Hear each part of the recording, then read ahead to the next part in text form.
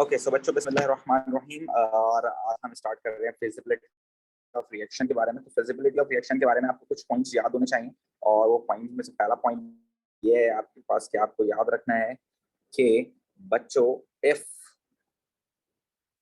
The E naught value of cell या whatever you have, ठीक है ना, the E naught value of half cell of the complete cell whatever E naught value for the reaction, जो आपके पास reaction हो रहा है, the E naught value of reaction is positive। अगर E naught value आपके पास कैसी आ रही है बच्चों, पॉजिटिव आ रही है, then it means the reaction is feasible, right? So you can say that the reaction is feasible। ठीक है भाई, so the reaction is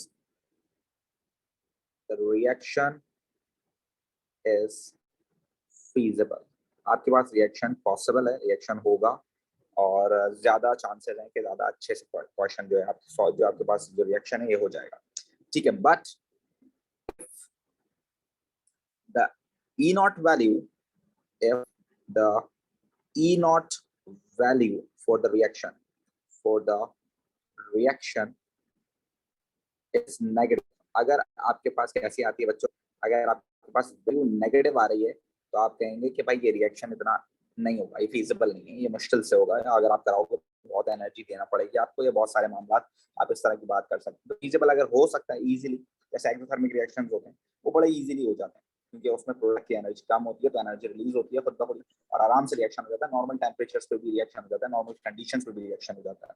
but अगर आप एंडोथर्मिक रिएक्शन की बात करें तो वो रिएक्शंस थोड़े से फीजिबल नहीं होते आमतौर पर, उनको रिएक्शन को कराने के लिए टेम्परेचर हमें बहुत ज्यादा देना पड़ता है, सेम एज इट इज।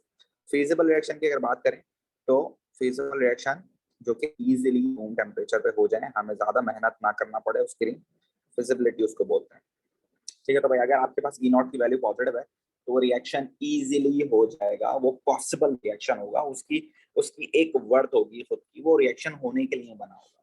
जैसे फॉर सपोज अगर कोई भी हाईली रिएक्टिव मेटल अगर आप लेस रिएक्टिव मेटल के सॉल्ट में डालेंगे तो डेफिनेटली हाईली रिएक्टिव मेटल की एबिलिटी है कि वो लॉस करता है इलेक्ट्रॉन, तो वो रिएक्शन करेगा, लाजमी करेगा।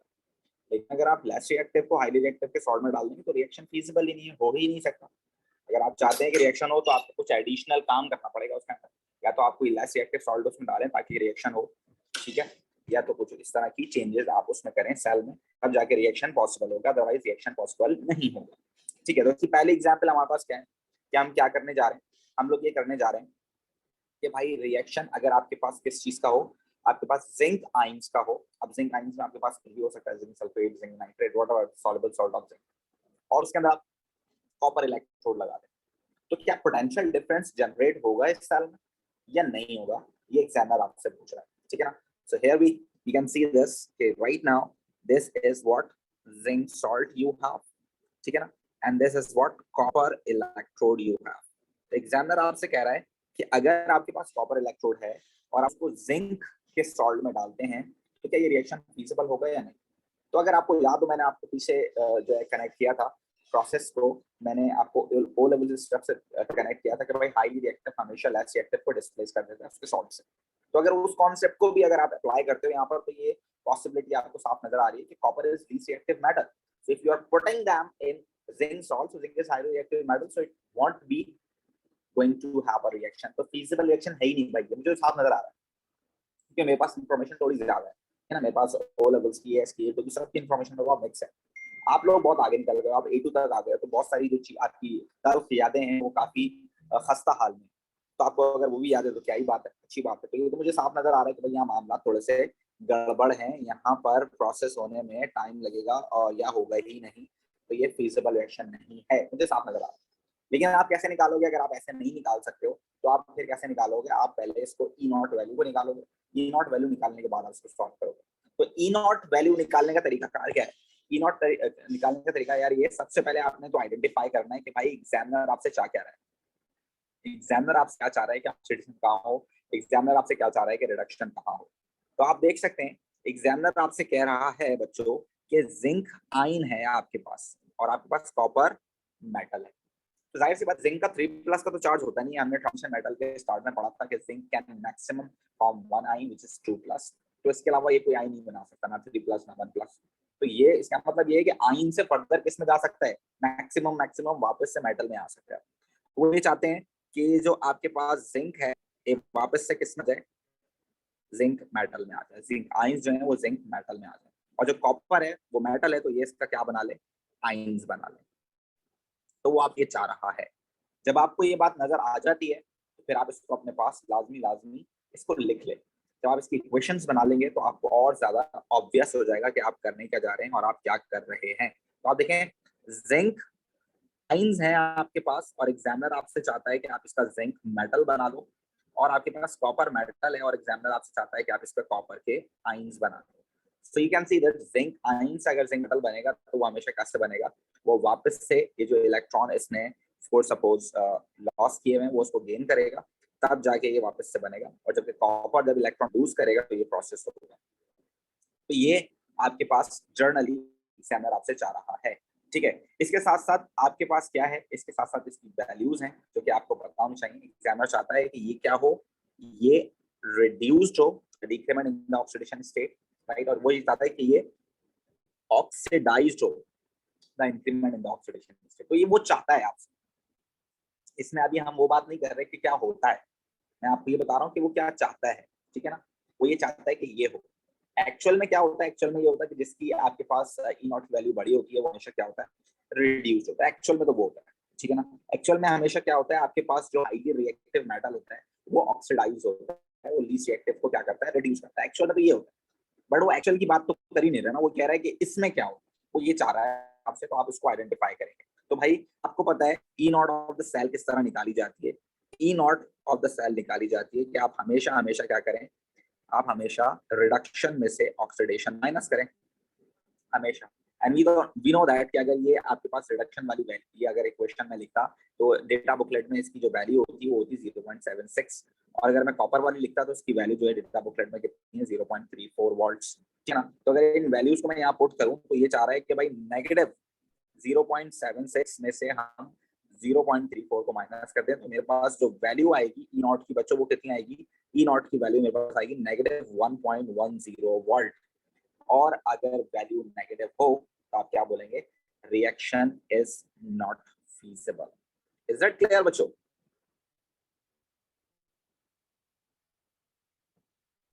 सर कॉपर की वैल्यू तो ज्यादा है तो वो रिडक्शन नहीं होगा।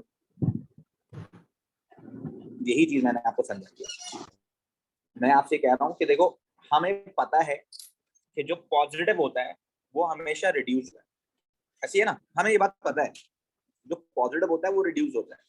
लेकिन अभी मैंने आपको क्या बताया, हमें सबसे पहले आइडेंटिफाई करना है कि एग्जामिनर क्या चाह रहा है आपसे। एग्जामिनर तो ये चाह रहा है ना कि कॉपर मेटल ऑक्सीडाइज हो, क्योंकि कॉपर आइंस तो इसके अंदर है ही नहीं, तो रिड्यूस कैसे होंगे। कॉपर आइंस है आपके पास सेल में, नहीं है ना, उससे आपको कॉपर सॉलिड दिया, तो कॉपर आइंस देता तो वो रिड्यूस होता है ना, तो हो ही नहीं सकते, राइट। Yes sir. चलिए नेक्स्ट एग्जाम्पल को अगर आप देखें तो नेक्स्ट एग्जाम्पल में आपके पास जो है यहाँ पर एग्जाम्पल है किसकी, मेरे पास एग्जाम्पल है सिल्वर आइंस के साथ। जरा देखें, इस मैं यहाँ क्या लिखना चाह रहा हूँ, मैं यहाँ लिखना चाह रहा हूँ इज द रिएक्शन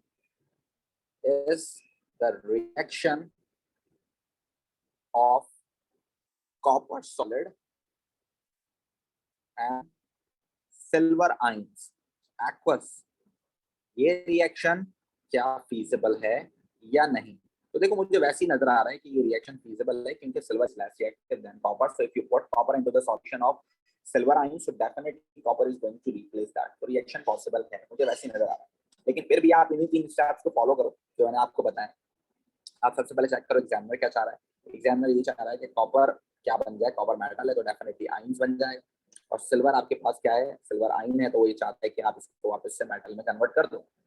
ठीक है, तो ये वो चाह रहा है। फिर इसकी इक्वेशन लिख दो, कॉपर है, कॉपर आइंस में कैसे कन्वर्ट होगा, by loss of electrons. Silver आइन है, सिल्वर मेटल में कैसे कन्वर्ट होगा, बाय गेन ऑफ इलेक्ट्रॉन। तो ये वो चाह रहा है, तो ये चाह रहा है लॉस ऑफ इलेक्ट्रॉन, तो लॉस ऑफ इलेक्ट्रॉन का मतलब है वो ये चाहता है कि यहाँ पर क्या हो, ऑक्सीडेशन, और यहाँ पर क्या हो आपके पास, रिडक्शन। और अगर आप इनकी वैल्यूज को देखते हो बच्चों, तो इनकी वैल्यूज के अंदर आपको अगर याद हो तो कॉपर की मेरे ख्याल से 0.34 के अलावा आपके पास जो सिल्वर है उसकी कितनी थी, 0.8 थी आई थिंक, 0.80। तो ये वैल्यूज थी, शायद यही थी, ठीक है, हाँ ऑलमोस्ट ये। आप क्या निकाल सकते हो, अगर आपको इक्वेशन लिखनी है तो फिर आप उसको मल्टीप्लाई बाय 2 करा सकते हो पूरी इक्वेशन को, but right now I am not going to write the equation, मुझे सिर्फ ई नॉट की वैल्यू चाहिए, तो मैं ई नॉट निकाल लेता हूँ। E naught is always what, E naught is always reduction minus oxidation. So right now reduction is going to be 0.8, 0 minus 0.34. So you can see this. The value of E naught is going to be 0.46, which is in positive. So you can simply say that it is a feasible reaction. Right, बच्चों? Right or not? जी sir. किसी को कोई मसला?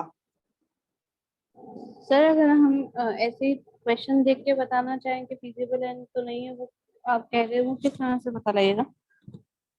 देखो feasible reaction अगर आप सिर्फ इक्वेशन से देख के पहचानना चाहते हो तो आपको पता होना चाहिए कि highly reactive metals always displace the less reactive one, right? Yes sir. Highly reactive metals always displace the least reactive ones. तो अगर आप इसकी रिएक्टिविटी सीरीज देखो, ये वैसी एक ट्रिक है आइडेंटिफाई करने की। आप देखें मेरे पास फॉर सपोज रिएक्टिविटी सीरीज है potassium, sodium, calcium, magnesium, aluminium, zinc, iron, lead, copper, silver, gold. आप यहाँ से देख सकते हैं कि this is the most reactive metal and this is the least reactive metal. तो भाई मोस्ट रिएक्टिव मेटल हमेशा लीस्ट रिएक्टिव मेटल्स को उनके एक्वस सॉल्ट्स में से डिस्प्लेस कर सकता है, एक्वस सॉल्ट्स में से डिस्प्लेस कर सकता है, ठीक है भाई? Yes sir. ये आप कह सकते हैं कि हमेशा हाईली रिएक्टिव मेटल को अगर आप लेस रिएक्टिव मेटल के सॉल्ट में डालेंगे तो वो उसको डिस्प्लेस कर सकता है। तो this is a feasible reaction, this is common practice, ये तो हो सकता है, ठीक है। लेकिन अगर आप इसको उल्टा करें, आप वो सपोज कैल्शियम के सॉल्ट के अंदर आप एल्युमिनियम डाल दें तो it would be difficult for aluminium to displace calcium from the salt because calcium is more reactive, so it is you can say that it is capable enough to lose electrons first, right? Yes sir. Sir हम reduction और oxidation identify कैसे करेंगे? Reduction और oxidation आप identify कैसे करेंगे? देखो examiner जो कह रहा है उसको आपने देखना है, ठीक है ना। एग्जामिनर आपसे क्या कह रहा है? एग्जामिनर आपको कह रहा है कि आपके पास जिंक आयंस का सॉल्ट है, उसमें आप कॉपर डाल दो, तो भाई जिंक आयन का सॉल्ट वाली फैमिली है। जिंक आयन जो आपके पास सॉल्ट है वो डेफिनेटली जिंक 3+ में तो कन्वर्ट नहीं हो सकता। जिंक आयन का जो सॉल्ट है वो 1+ में भी कन्वर्ट नहीं हो सकता। जिंक आयन का सॉल्ट है वो मैक्सिमम कन्वर्ट हो सकता है जिंक। तो आपसे ये चाह रहा है कि वो भाई कॉपर डालोगे तो कॉपर सॉल्ट बन जाए और जिंक सॉल्ट ना बने, जिंक सॉल्ट सॉल्ट बन जाएगा। तो आपने देखना है कि आपसे क्या क्या रहा है। तो बस जिंक आयंस उसने दिए हुए, तो जिंक आयन फर्दर ऑक्सीडाइज होकर तो डेफिनेटली कुछ भी नहीं बना सकते हैं, तो ये रिड्यूस ही हो सकते हैं, बैकवर्ड ही जा सकते हैं, ठीक है। ठीक है बच्चों, थोड़ा सा क्विक रिव्यू दे सकते हैं इसका? जी बेटे, इसमें हम सिंपल ये फाइंड आउट कर रहे हैं कि रिएक्शन फीजिबल है या, तो भाई रिएक्शन फीजिबल है या नहीं, इसको अगर आप आइडेंटिफाई करना चाहते हो तो आपके पास 2 पॉइंट है। पहला पॉइंट ये है कि अगर आपके पास E naught of the cell is positive तो आप कह सकते हैं कि भाई ये फीजिबल रिएक्शन है, और अगर आपके पास नेगेटिव में वैल्यू आती है तो आप कह सकते हैं इट इज नॉट फीजिबल। तो इसके लिए बस आपको ये 3 चीजें याद रखनी है। पहले तो आपने आइडेंटिफाई करना है कि एग्जामिनर आपसे चाह क्या रहा है, किस चीज को ऑक्सीडाइज कराना चाह रहा है, किस चीज को रिड्यूस कराना चाह रहा है। तो वो देखें सवाल के अंदर लिखा हुआ है कि जिंक आयंस के अंदर कॉपर डालना चाह रहा है, तो जिंक आयंस फर्दर किसमें चेंज हो सकते हैं? वापस से या तो जिंक मेटल बना सकते हैं, इसके अलावा कुछ नहीं कर सकते।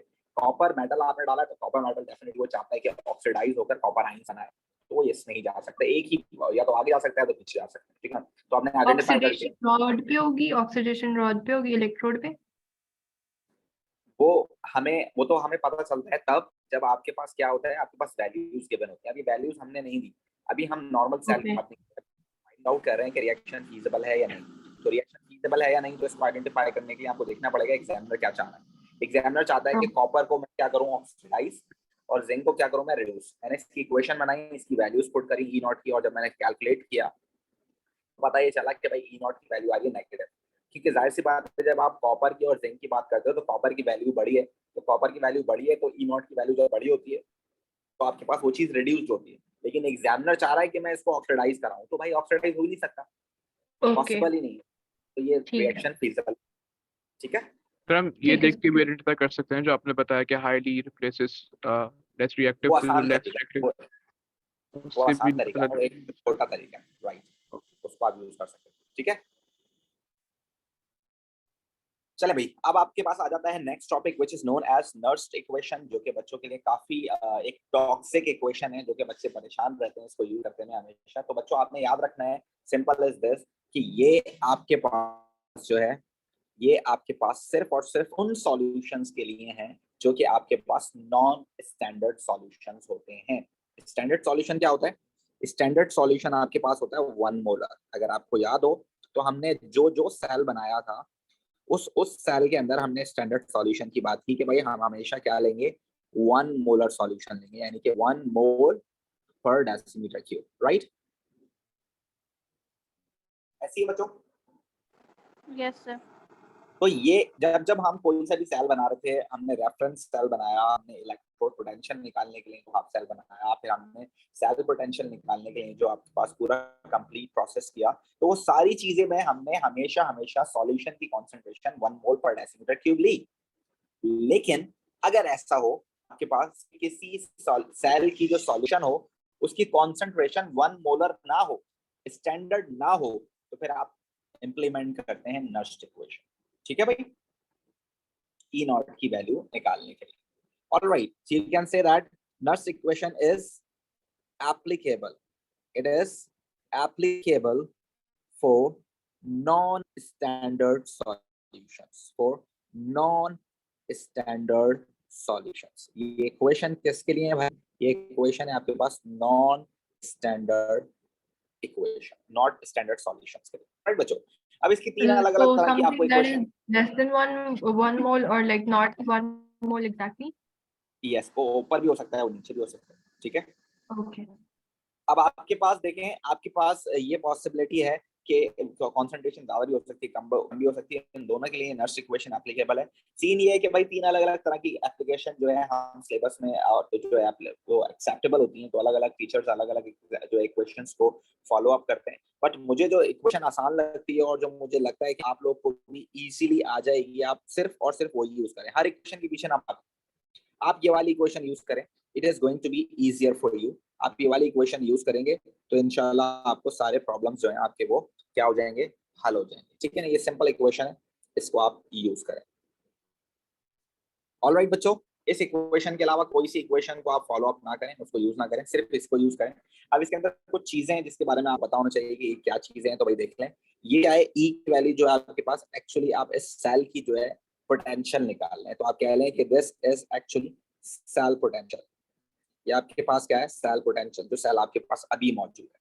ठीक है ना, और फिर ये क्या है, E naught, this is standard value, so you can say that this is standard electrode potential. ये क्या है आपके पास, this is standard electrode potential. ये आपके पास क्या है, स्टैंडर्ड इलेक्ट्रोड पोटेंशियल है। उसके अलावा अगर आप देखें तो 0.05 इंटू जो है आपके पास कांस्टेंट वैल्यू, और ये जो एन है, ये एन क्या चीज है बच्चों, ये एन है आपके पास नंबर ऑफ मोल्स है। This is what, number of moles of electrons. ये इलेक्ट्रॉन्स के मोल्स हैं, और ये वो उन इलेक्ट्रॉन्स के मोल्स हैं जो कि ट्रांसफर हुए हैं। ये उन इलेक्ट्रॉन्स के मोल्स हैं जो कि क्या हुए आपके पास, ट्रांसफर हुए। लॉग एक आपके पास जो है मैथमेटिक्स का एक सिंबल है, इसका एक अलग इसका वर्क है, वो है। और क्यू क्या चीज है आपके पास, this is equilibrium constant. This is what, equilibrium constant, right बच्चों?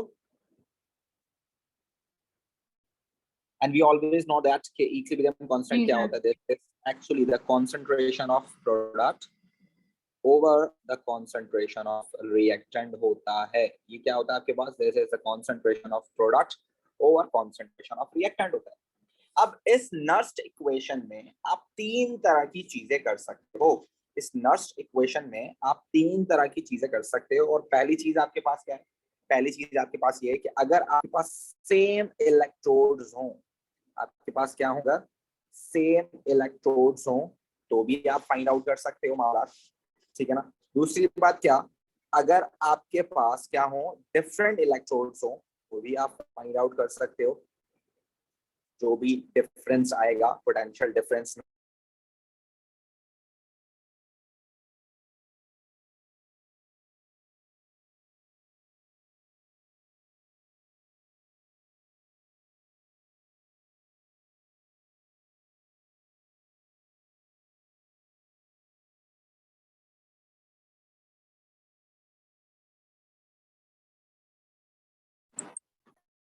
बच्चों आवाज आ रही है आप लोगों को मेरी? जी सर। जी सर। चलिए ठीक है, sorry for the interruption. Actually हम बात करें किसकी, हम बात करें नर्स इक्वेशन की। और नर्स इक्वेशन कहाँ कहाँ एप्लीकेबल हो सकती है? नर्स इक्वेशन इन 3 चीजों पे एप्लीकेबल हो सकती है। आपके पास सेम इलेक्ट्रोड्स हो तो भी आप पोटेंशियल डिफरेंस निकाल सकते हो जो आपको अननोन हो। अगर आपके पास अलग अलग पोटेंशियल अगर अलग अलग इलेक्ट्रोड्स हो तो भी आप पोटेंशियल डिफरेंस निकाल सकते हो चेंज इन कॉन्सेंट्रेशन की वजह से। और अगर आपके पास सेल हो तो उसकी भी आप क्या कर सकते हो, पोटेंशियल डिफरेंस निकाल सकते हो। इज दैट राइट बच्चों? जी सर। जी सर। चलिए पहले एग्जांपल हम जी। करेंगे, हम इसको एक्सप्लेन करते हैं, ठीक है? फिर आपको समझ में आएगा क्या मैं क्या कह रहा हूँ। पहले एग्जांपल की मैं बात कर रहा हूँ सेम इलेक्ट्रोड्स। सेम इलेक्ट्रोड्स को हम किस तरह यूटिलाइज करेंगे जरा देखिए। सेम इलेक्ट्रोड की बात कर रहा हूँ, आपके पास ये इलेक्ट्रोड लगा हुआ है आपके पास, ठीक है ना? ये इलेक्ट्रोड किस चीज का लगा हुआ है? फॉर सपोज ये इलेक्ट्रोड लगा हुआ है आपके पास कॉपर इलेक्ट्रोड, ठीक है ना? ये आपके पास क्या लगा हुआ है? कॉपर इलेक्ट्रोड लगा हुआ है। सेम एज इट इज आपके पास एक इलेक्ट्रोड ये लगा हुआ है, ठीक है ना? ये इलेक्ट्रोड भी किस चीज का लगा हुआ है? ये इलेक्ट्रोड आपके पास लगा हुआ है कॉपर इलेक्ट्रोड, ठीक है? सेम इलेक्ट्रोड लगे हुए हैं, दोनों इलेक्ट्रोड सेम लगे हैं, ठीक है? अब सीन ये कि फॉर सपोज यहाँ कॉन्सेंट्रेशन का डिफरेंस आ गया। कॉन्सेंट्रेशन का डिफरेंस क्या आ गया? मैंने यहाँ पर फॉर सपोज ले ली है कोई कॉन्सेंट्रेशन, आप यहाँ लिख लें। फॉर सपोज मैंने यहाँ पर कॉन्सेंट्रेशन ले ली कॉपर आइंस की, यहाँ कॉपर आइंस मौजूद है। कॉपर आइंस की कॉन्सेंट्रेशन मैंने ली, जो भी आपको अच्छी लगती है आप ले लें। फॉर सपोज मैंने यहाँ पर ले ली 0.4 मोलर, ठीक है ना? और यहाँ पर मैंने कॉपर आइंस की कॉन्सेंट्रेशन ले ली, ये किस फॉर्म में? एक्वस फॉर्म में, सॉल्युबल इन वाटर होने चाहिए एक्वस फॉर्म में। मैं यहाँ पर थोड़ी सी इंक्रीज कर ले ली विच इज 0.8 मोलर, ठीक है ना? एक इंक्रीज ले ली और एक डिक्रीज ले ली, ठीक है ना? ये दो मैंने अलग अलग कॉन्सेंट्रेशन यहाँ ले ली है, सॉल्ट बेंच मैंने लगा दिया है, कनेक्शन पूरा कर दिया है मैंने। तो ये आपके पास सेटअप जनरेट हो गया। अब देखो वैसे तो हमने जो पढ़ा है वो हमने रेफरेंस हाइड्रोजन रेफरेंस इलेक्ट्रोड से हमने जो है हाइड्रो का कॉपर का जो है वो निकाला हुआ है कि उसका स्टैंडर्ड इलेक्ट्रोड पोटेंशियल कितना है भाई, उसका 0.34 है, ये हमें पता है, ठीक है ना? But the problem is this कि उसके अंदर हम लोग क्या यूज कर रहे थे? उसके अंदर हम लोग यूज कर रहे थे 1 मोलर कॉपर सल्फेट या कोई सा भी कॉपर का सॉल्ट सॉल्युबल इन वाटर, इसकी कॉन्सेंट्रेशन हम 1 मोल पर डेसीमीटर क्यूब यूज कर रहे थे। अब यहाँ पर कॉन्सेंट्रेशन चेंज हो गई। तो पहली बात तो ये आपको बताना चाहिए कि भाई अगर सेम इलेक्ट्रोड है तो क्या पोटेंशियल डिफरेंस क्रिएट होगा। दूसरी बात आपको ये पता होनी चाहिए कि अगर आपके पास कॉन्सेंट्रेशन डिफरेंस है या सेम है तो क्या सीन होगा, ये आपको काम चाहिए। पहली बात आपको ये पता होनी चाहिए बच्चों कि अगर दोनों इलेक्ट्रोड सेम हैं और आपके पास उन बीकर्स के अंदर, दोनों बीकर्स के अंदर कॉन्सेंट्रेशन भी सेम है, तो अब आपके पास कोई चीज बची ही नहीं जो एक जगह से दूसरी जगह ट्रांसफर हो। तो आप कह सकते हैं there would be no potential difference, zero होगा पोटेंशियल डिफरेंस, वर्कआउट नहीं करेगा सेल वर्कआउट नहीं करेगा कि अगर दोनों ही इलेक्ट्रोड सेम हो, दोनों इलेक्ट्रोड अलावा दोनों सेल आपने हाफ सेल्स बनाए हैं, उन दोनों हाफ सेल्स की कॉन्सेंट्रेशन भी सेम हो तो सेल वॉन्ट वर्क, काम नहीं करेगा। सेल अगर एक ही शर्त में काम कर सकता है कि अगर आपने दोनों इलेक्ट्रोड एक जैसे रखे हुए हैं, तो सिर्फ एक शर्त में काम कर सकता है सेल कि अगर आपके पास कॉन्सेंट्रेशन दोनों में चेंज हो। इज इट राइट बच्चों? कॉन्सेंट्रेशन चेंज होगी तो सेल वर्क करेगा, कॉन्सेंट्रेशन भी अगर सेम कर दोगे तो सेल वर्क नहीं करेगा, ठीक है? ओके सर, अगर रॉड और डिफरेंट रखेंगे इलेक्ट्रोड फिर तो डेफिनेटली वर्क करेगा ना, फिर तो पॉसिबल है ही, क्योंकि आपने दो अलग अलग रिएक्टिविटी के मेटल लगा दिए तो इलेक्ट्रॉन ट्रांसफरेंस तो होगी, ऑक्सीडाइज होगा, दूसरा रिड्यूस होगा, ठीक है ना? लेकिन अगर दोनों मेटल एक जैसे हैं तो रिएक्शन फिर आपके पास अगर सॉल्यूशन की कॉन्सेंट्रेशन भी आपने सेम कर दी तो रिएक्शन पॉसिबल नहीं है। फिर केमिस्ट्री की जबान के अंदर अगर प्रोडक्ट और रिएक्टेंट सेम हो तो फिर रिएक्शन फीजिबल होता ही नहीं है रिएक्शन, अगर आपके पास प्रोडक्ट और रिएक्टेंट सेम है, ठीक है? फॉर सपोज अगर आपको याद हो इलेक्ट्रोकेमिस्ट्री, सॉरी अगर आपको याद हो अपना एएस में फ्री रेडिकल सब्स्टिट्यूशन रिएक्शन, तो आपको याद होगा फ्री रेडिकल सब्स्टिट्यूशन में जो क्लोरीन का रेडिकल होता था वो वर्क अफेक्ट करता था किसके ऊपर? किसी भी अल्केन मॉलिक्यूल के ऊपर अटैक करता था। अगर ये अटैक करता है क्लोरीन का मॉलिक्यूल, क्लोरीन का रेडिकल क्लोरीन मॉलिक्यूल पर ही, तो देखें प्रोडक्ट क्या बनेगी? मैक्सिमम प्रोडक्ट ये बन सकती है कि क्लोरीन मॉलिक्यूल के अंदर से एक क्लोरीन निकाले और खुद मॉलिक्यूल बना ले और उसके बाद क्लोरीन रेडिकल अकेला हो जाए। रिएक्टेंट और प्रोडक्ट दोनों तरफ सेम है, तो रिएक्टेंट और प्रोडक्ट दोनों सेम है, तो जो एनर्जी रिलीज हुई होगी या जो एनर्जी एब्जॉर्ब हुई होगी वो भी सेम होगा। तो केमिस्ट्री की जबान में अगर रिएक्टेंट और प्रोडक्ट सेम हो तो फिर आपके पास रिएक्शन होता ही नहीं है, पॉसिबल ही नहीं होता। तो same situation over here as well, अगर आपके पास कॉन्सेंट्रेशन भी सेम हो जाएगी, इलेक्ट्रोड भी सेम हो जाएगा, तो यहाँ पर अगर पॉसिबल रिएक्शन होगा भी तो क्या होगा, वो मैक्सिमम एक जगह से दूसरी जगह कन्वर्ट हो सकता है ना, और तो कुछ भी नहीं होगा। तो इस तरफ वाला 0.5 मोल पर डेसीमीटर क्यूब, उस तरफ वाला भी 0.5 मोल पर डेसीमीटर क्यूब होता, इस तरफ भी कॉपर होता, उस तरफ भी कॉपर होता, दोनों सेल्स एक जैसे होते तो रिएक्शन फीजिबल होता ही नहीं। क्या बनता आपके पास, क्या कंज्यूम होता और बनता क्या, सब कुछ सेम रहता। तो it is not possible in chemistry. अगर आपके पास फॉर सपोज रिएक्टेंट और प्रोडक्ट एक जैसे हैं तो रिएक्शन नहीं होता है। ठीक है भाई, तो ये बात हो गई। दूसरी बात ये कि डेफिनेटली अगर इलेक्ट्रोड की मेटल्स अलग अलग हैं और कॉन्सेंट्रेशन अलग अलग है तो रिएक्शन पॉसिबल है, रिएक्शन होगा ही होगा। अब रिएक्शन होगा तो कहां पर ऑक्सीडेशन होगी और कहां पर रिडक्शन होगी, ये आपको बताना चाहिए। जब रिएक्शन आपके पास होगा तो आपके पास कहां पर ऑक्सीडेशन होगी और कहां पर रिडक्शन होगी, ये आपको पता होना चाहिए। तो आप याद रखें, जहां पर कंसंट्रेशन ज्यादा है, जहां कंसंट्रेशन ज्यादा है वहां पर हमेशा क्या होगी, कंसंट्रेशन डाउन होगी और वो मूव करेगी लोअर कंसंट्रेशन की तरफ। ठीक है ना, सो यू कैन से दैट इसकी कंसंट्रेशन भाई इंक्रीज होगी, इसकी कंसंट्रेशन डिक्रीज होगी। इसको आसान अल्फाजों में अगर आप याद रखना चाहें तो आपने ओ लेवल स्टफ में पढ़ा होगा, डिफ्यूजन का प्रोसेस अगर आपको याद हो तो डिफ्यूजन क्या थी भाई, diffusion is always a process from in which you can say that the molecule start spreading from higher concentration to the lower concentration. कोई भी चीज जो होती है वो कोशिश करती है कि वो अपने लिए आसानियां पैदा करे। अगर फॉर सपोज मैं आपको एक ऐसे कमरे में बंद कर दूं जहां पर सिर्फ और सिर्फ जो है दीवारें हैं, छत नहीं है, तो आप कोशिश करेंगे किसी ऐसे कमरे में जाने की दोपहर के अंदर कि जहां पर एटलीस्ट छत तो हो, मुझे छाया तो मिले भाई। तो आप हमेशा लीस्ट फीजिबल जगह से थोड़ा सा बेहतर जगह पर जाने की कोशिश करते हो। इसी तरह से अगर मैं आपको एक ऐसे कमरे में बिठा दूं जहां पर छत तो है बट पंखा नहीं है, आप कोशिश करोगे कि आप ऐसी जगह पर जाओ जहां पर पंखा हो। फिर अगर मैं आपको पंखे वाले कमरे में बिठा दूं तो आप कोशिश करोगे मैं ऐसी जगह पर जाऊं जहां एसी हो। So we are always move towards our basic requirements, हम हमेशा अपनी बेसिक रिक्वायरमेंट्स की तरफ मूव करते हैं। अब एक जगह पर जब बहुत सारी चीजें होती हैं, और सपोज अगर मैं आपको एक ऐसी क्लास में बिठा दूं जहां पर 25 बच्चे हैं और मैं आपको एक ऐसी क्लास में बिठा दूं जहां सिर्फ 2 बच्चे हैं, तो आपको ज्यादा कंसंट्रेशन से समझ में आएगा वहां पर जहां पर सिर्फ 2 बच्चे होंगे, क्योंकि आपके पास इंडिविजुअल अटेंशन होगी। ठीक है ना, तो हर इंसान हर एक चीज चाहती है कि वो अपनी सूटेबिलिटी की तरफ जाए, अपनी बेसिक्स की तरफ जाए, अपने आप को सुकून में लेके आने की कोशिश करे। तो सेम सिचुएशन आपके पास कंसंट्रेशन की भी होती है कि जो भी पार्टिकल्स होते हैं वो कोशिश करते हैं कि भाई वो जहां बहुत ज्यादा हैं वहां से मूव करके वहां जाएं जहां वो कम। इसी तरह अगर आप किचन की बात करते हैं तो हमारे घर वाले क्या करते हैं, हमारे घर वाले कोशिश करते हैं कि भाई जो है किचन के अंदर हम लोग जब खाना बना रहे होते हैं तो किचन के दरवाजे तो डेफिनेटली नहीं होते, तो जो खुशबू होती है वो क्या करती है, सर्कुलेट करती है ना। तो हमारे किचन के अंदर जो फॉर सपोज अगर अम्मा बिरयानी बना रही है तो अम्मा जो बिरयानी बना रही है उस वक्त बिरयानी के मॉलिक्यूल्स किचन में बहुत ज्यादा है। अब वो मॉलिक्यूल्स वहां से निकल के ट्रांसफर होंगे वहां पर जहां वो कम कॉन्सेंट्रेशन होंगे, तो वो ड्राइंग रूम में घुसते हैं, वो अलग अलग जगहों पर घुस जाते हैं।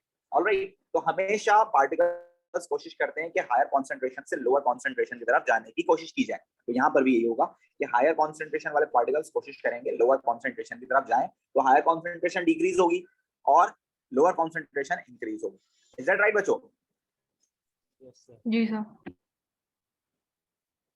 अब आप देखें, जब आपके पास ये जो कॉन्सेंट्रेशन हायर है ये डिक्रीज होगी तो क्या होगा, जब ये कॉन्सेंट्रेशन हायर है वो डिक्रीज होगी तो डेफिनेटली जो आपके पास कॉपर आयंस हैं वो इलेक्ट्रॉन रिसीव कर कर कॉपर बनाना शुरू कर देंगे।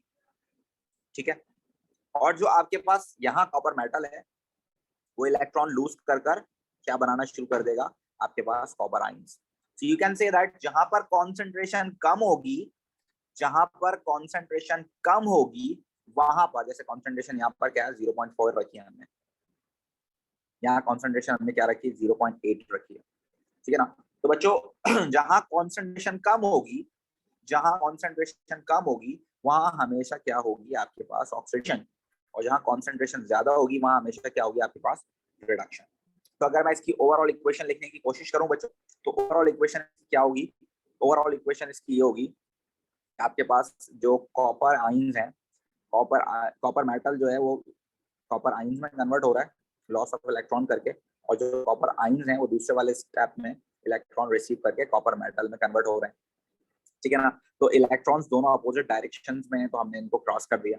दूसरा ये कि सॉलिड है, ये कॉपर सॉलिड है, ये भी कॉपर सॉलिड है। तो आपके पास जो कॉपर सॉलिड है, सॉलिड की तो कॉन्सेंट्रेशन हमेशा फिक्स होती है, कांस्टेंट होती है, तो इसको भी आप काट सकते हैं। We are not going to take this in that equilibrium constant expression, क्योंकि ये सॉलिड है तो हटाओ उसको। आपको पता है केसी की एक्सप्रेशन में कभी भी सॉलिड की और लिक्विड की कॉन्सेंट्रेशन नहीं लिखी जाती जिनकी कांस्टेंट फिक्स हो, और जिनकी कॉन्सेंट्रेशन फिक्स हो या कांस्टेंट हो, ठीक है। तो आपके पास बचा क्या? ओवरऑल आपके पास जो यहाँ बचा है वो सिर्फ और सिर्फ आपके पास बचा है ये कि आपके पास जो कॉपर है, आपको पता चल गया कौन सा वाला रिएक्टेंट और कौन सा वाला प्रोडक्ट है। तो ज्यादातर आपके पास जो कॉपर आइंस हैं वो किस में कन्वर्ट हो रहे हैं? कॉपर आइंस में ही कन्वर्ट हो रहे हैं। बट क्या है सीन ये कि आपके पास जो गेन ऑफ इलेक्ट्रॉन वाली कॉन्सेंट्रेशन है ये 0.8 वाली है। तो ये जो है 0.8 वाले कॉपर हैं जो कि कन्वर्ट हो रहे हैं किसमें? 0.4 में। इज इट राइट बच्चों? Yes, sir. Yes. Any problem to any one of you? So the concentration decreases by half.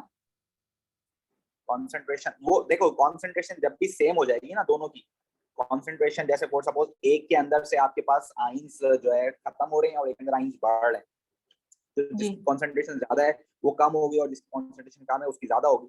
तो जब दोनों की कॉन्सेंट्रेशन सेम हो जाएगी, तो आई टोल्ड यू कि भाई इलेक्ट्रोड भी सेम है, कॉन्सेंट्रेशन भी सेम है, तो सेल बंद हो जाएगा, काम करना छोड़ देगा। जी, तो इस सिचुएशन में 0.8 to 0.4 कंसंट्रेशन हाफ हो रही है। 0.8 वाली जो है वो 0.4 में कन्वर्ट होती है, ये बता रहे हैं हम इसमें। जी, ओके, ठीक है। अब देखो अगर आप 0.6 हो जाएगी तो खत्म हो जाएगा। नहीं जरूरी नहीं यार, कुछ हो सकता है 0.6 के अलावा कोई पॉइंट आ जाए। सर आपने लिखा है कि electron flow from higher concentration to lower concentration, लेकिन हायर कंसंट्रेशन तो ऑक्सीडेशन हो रही है, तो यहाँ पे कैसे, यहाँ से कैसे फ्लो कर सकते हैं? बेटा ऑक्सीडेशन क्या होता है? Lose of electron. Loss of electron. Loss of electron, तो लॉस ऑफ इलेक्ट्रॉन से ही तो जाएंगे ना इलेक्ट्रॉन। अच्छा मैंने क्वेश्चन देखी नहीं सर। ठीक है, तो लॉस ऑफ इलेक्ट्रॉन से इंशाल्लाह इलेक्ट्रॉन जाएंगे, डोंट वरी अबाउट दैट। अभी उसमें भी आ रहा हूँ मैं, वो मैंने अभी कराया नहीं, उसमें भी आ रहा हूँ, ठीक है।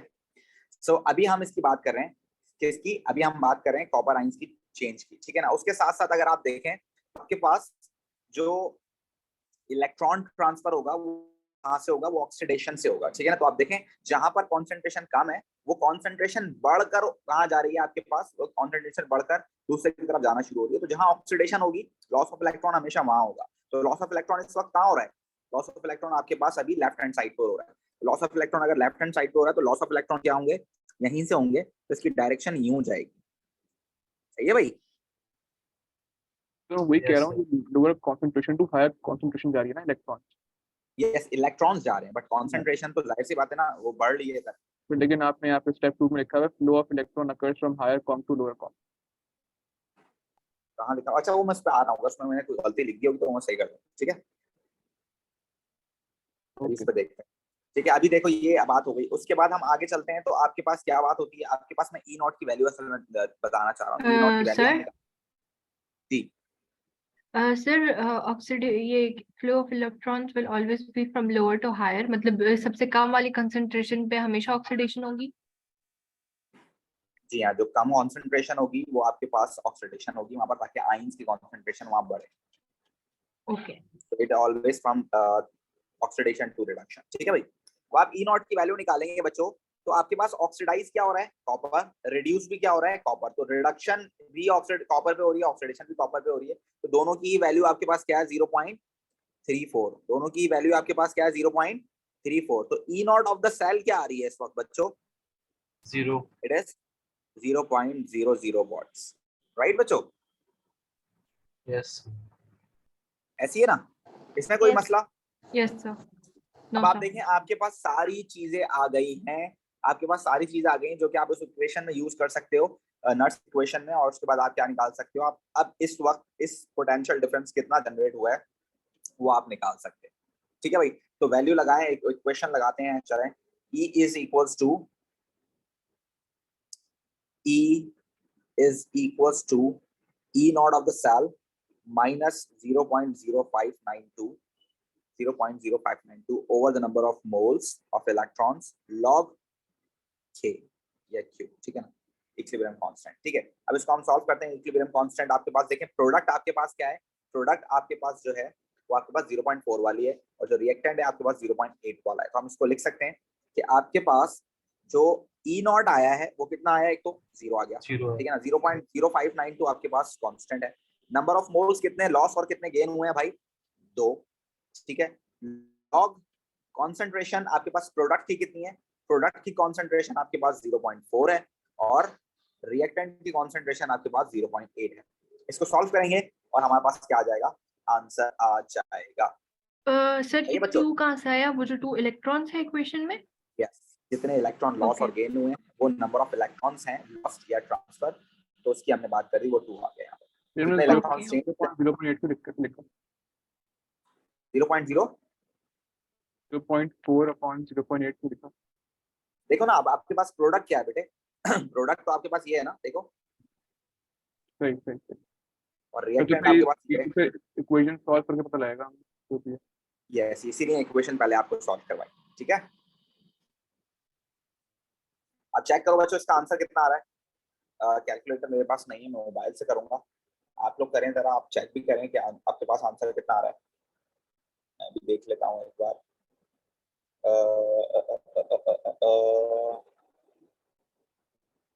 मोबाइल में होना चाहिए कैलकुलेटर।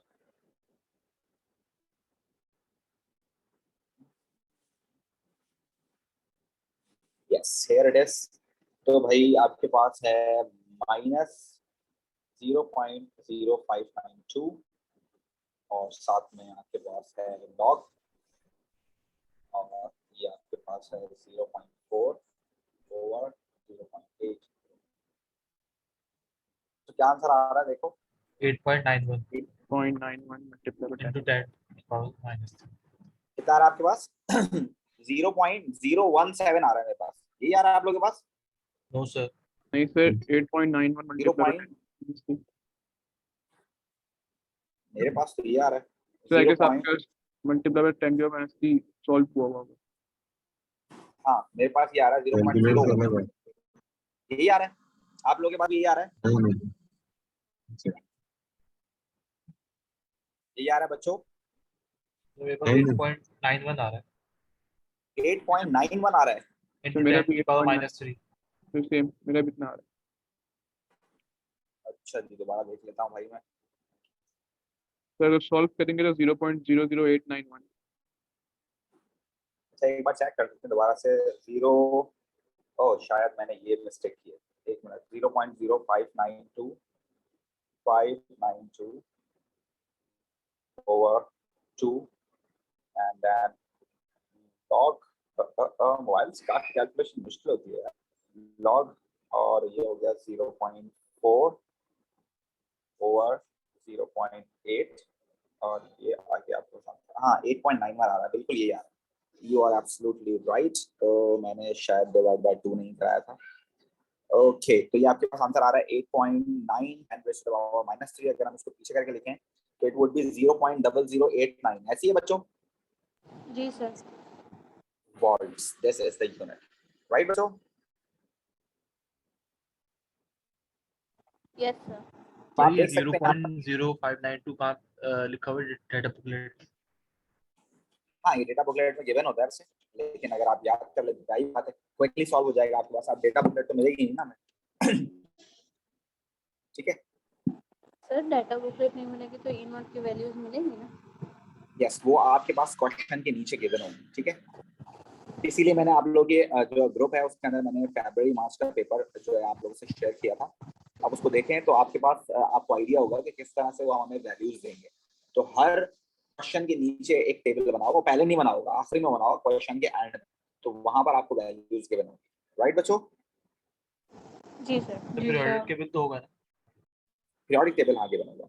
चले आप देखें, आपके पास ये सीन हो गया। अब यहाँ देखें मैंने क्या लिखा हुआ है, कुछ पॉइंट्स लिखे हुए हैं, अगर इसमें कुछ मिस्टेक होती है तो हम देख लेते हैं क्या सीन है। If concentration in both cell is same, then there would be no reading on the voltmeter. I told you there would be no reaction if the concentrations are same. Or if concentration are changed in both cell, the potential difference would be created. अगर दोनों cell में concentration का change आएगा तो reaction proceed होगा। तो भाई same electron अगर आप यूज करोगे तो ये वर्क ही करेगा किस पे, चेंज ऑफ कॉन्सेंट्रेशन पे। ये वर्क किस पे करेगा, चेंज ऑफ कॉन्सेंट्रेशन पे वर्क करेगा, यानी कि आपको आइडेंटिफाई करने में ये आसानी करेगा कि भाई कहाँ पर ऑक्सीडेशन हो रही है, कहाँ रिडक्शन हो रही है, तो आपको ये बताएगा। तो जहां पर कॉन्सेंट्रेशन ज्यादा होगी वहां रिडक्शन, जहां कॉन्सेंट्रेशन कम होगी वहां पर oxidation. So higher concentration is always going to be, higher concentration is going to be reduce all the time and lower concentration always going to be oxidize. तो ये बात आपको बताएगा कौन, कॉन्सेंट्रेशन डिफरेंस, अगर आपके पास कॉन्सेंट्रेशन का डिफरेंस मौजूद है तो, और इलेक्ट्रोड सेम है। Then cell would stop working once the concentration of both cells become equal. ठीक है, अगर दोनों सेल्स जब की इक्विलिब्रियम में कॉन्सेंट्रेशन, होंगे। यस, जब दोनों कॉन्सेंट्रेशन सेम हो जाएगी, यानी कि एक ही बढ़ रही है और एक कम हो रही है, जब दोनों की कॉन्सेंट्रेशन सेम हो जाएगी तो सेल कम करना छोड़ देगा। जी अहमद, ऐसे तो कोई पॉइंट यहाँ लिखा नहीं जो आप कह रहे थे लॉस ऑफ इलेक्ट्रॉन और गेन ऑफ इलेक्ट्रॉन वाला। पॉइंट 2 पढ़ा नहीं आपने पूरा। If concentration are changed in both cells, the potential difference would be created and flow of electrons occur from higher concentration to lower concentration. अच्छा ये देखो, ये हमें लिखा हुआ है, if concentration change in both cells, the potential difference would be created and flow of electron occur. ये यहाँ पर फुल स्टॉप लगा रहा है, ठीक है। और from higher concentration to lower concentration change है ये, change concentration from higher concentration to lower concentration, electron पे ट्रांसफर नहीं होंगे, इलेक्ट्रॉन तो हमेशा कहाँ से ट्रांसफर होंगे, लोअर कॉन्सेंट्रेशन से हायर कॉन्सेंट्रेशन की तरफ ट्रांसफर हो रहे हैं। तो चलो इसको अगर हमने गलत लिख दिया या मैं कुछ और सोच रहा हूँ उस वक्त लिखते वक्त, तो हम चेंज कर लेते हैं। ठीक है, हो सकता है मैं कुछ और सोच रहा हूँ, आप कुछ और बताने की कोशिश करने के लिए मैंने यहाँ लिखा हूँ, बट हो सकता है गलती भी हुई हो, तो हम इसको सही कर लेते हैं। ठीक है भाई, the concentration electron transfer is from always lower concentration to higher. ठीक है भाई, ठीक है बच्चों, चले आगे चलते हैं भाई। एक और मेरे पास इक्वेशन है और यहाँ पर आपको प्रैक्टिस के लिए, ताकि आपका सेम इलेक्ट्रोड्स वाला जो कॉन्सेप्ट है वो क्लियर हो जाए। तो आप देखिए मेरे पास यहाँ पर दूसरी एग्जांपल है जिसके अंदर मैं क्या ले रहा हूँ, मैं यहाँ पर दो और इलेक्ट्रोड्स ले रहा हूँ और ये दोनों ही इलेक्ट्रोड फॉर सपोज मैंने लिए हैं किसके, ये दोनों ही इलेक्ट्रोड में ले रहा हूँ किसके, एल्युमिनियम के। ये दोनों ही इलेक्ट्रोड फॉर सपोज मैं ले रहा हूँ एल्युमिनियम के, आपकी मर्जी, आप किसी और का भी ले सकते हो, मैग्नीशियम के भी आप ले सकते हो, आपकी मर्जी है। दोनों इलेक्ट्रोड मैंने एल्युमिनियम के, आपकी मर्जी, आप एल्युमिनियम के लो, आप मैग्नीशियम के लो, आप आयरन के लो, आप कॉपर के लो, आप जिंक के लो, आप सिल्वर के लो, आपकी मर्जी है। इलेक्ट्रोड सेम होने चाहिए खाली, और एग्जाम में कुछ भी दे सकते हैं आपको। ठीक है, this is one of the you can say that एक कॉमन एग्जांपल्स होती हैं बुक्स में होती हैं, तो हम वो यूज करते हैं आमतौर पर।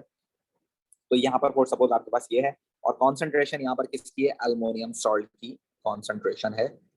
ये कॉन्सेंट्रेशन आपके पास किसकी है भाई, एल्युमिनियम सॉल्ट की। अब ये दोनों कॉन्सेंट्रेशन अगर आपके पास चेंज होंगी तो मामला जिंदगी में डिफरेंस आएगा। चलिए देखते हैं कि फॉर सपोज यहाँ जो एल्युमिनियम एक्वस है उसकी कॉन्सेंट्रेशन फॉर सपोज आपके पास है 0.3 मोलर और यहाँ जो कॉन्सेंट्रेशन है वो आपके पास है फॉर सपोज 2 मोलर।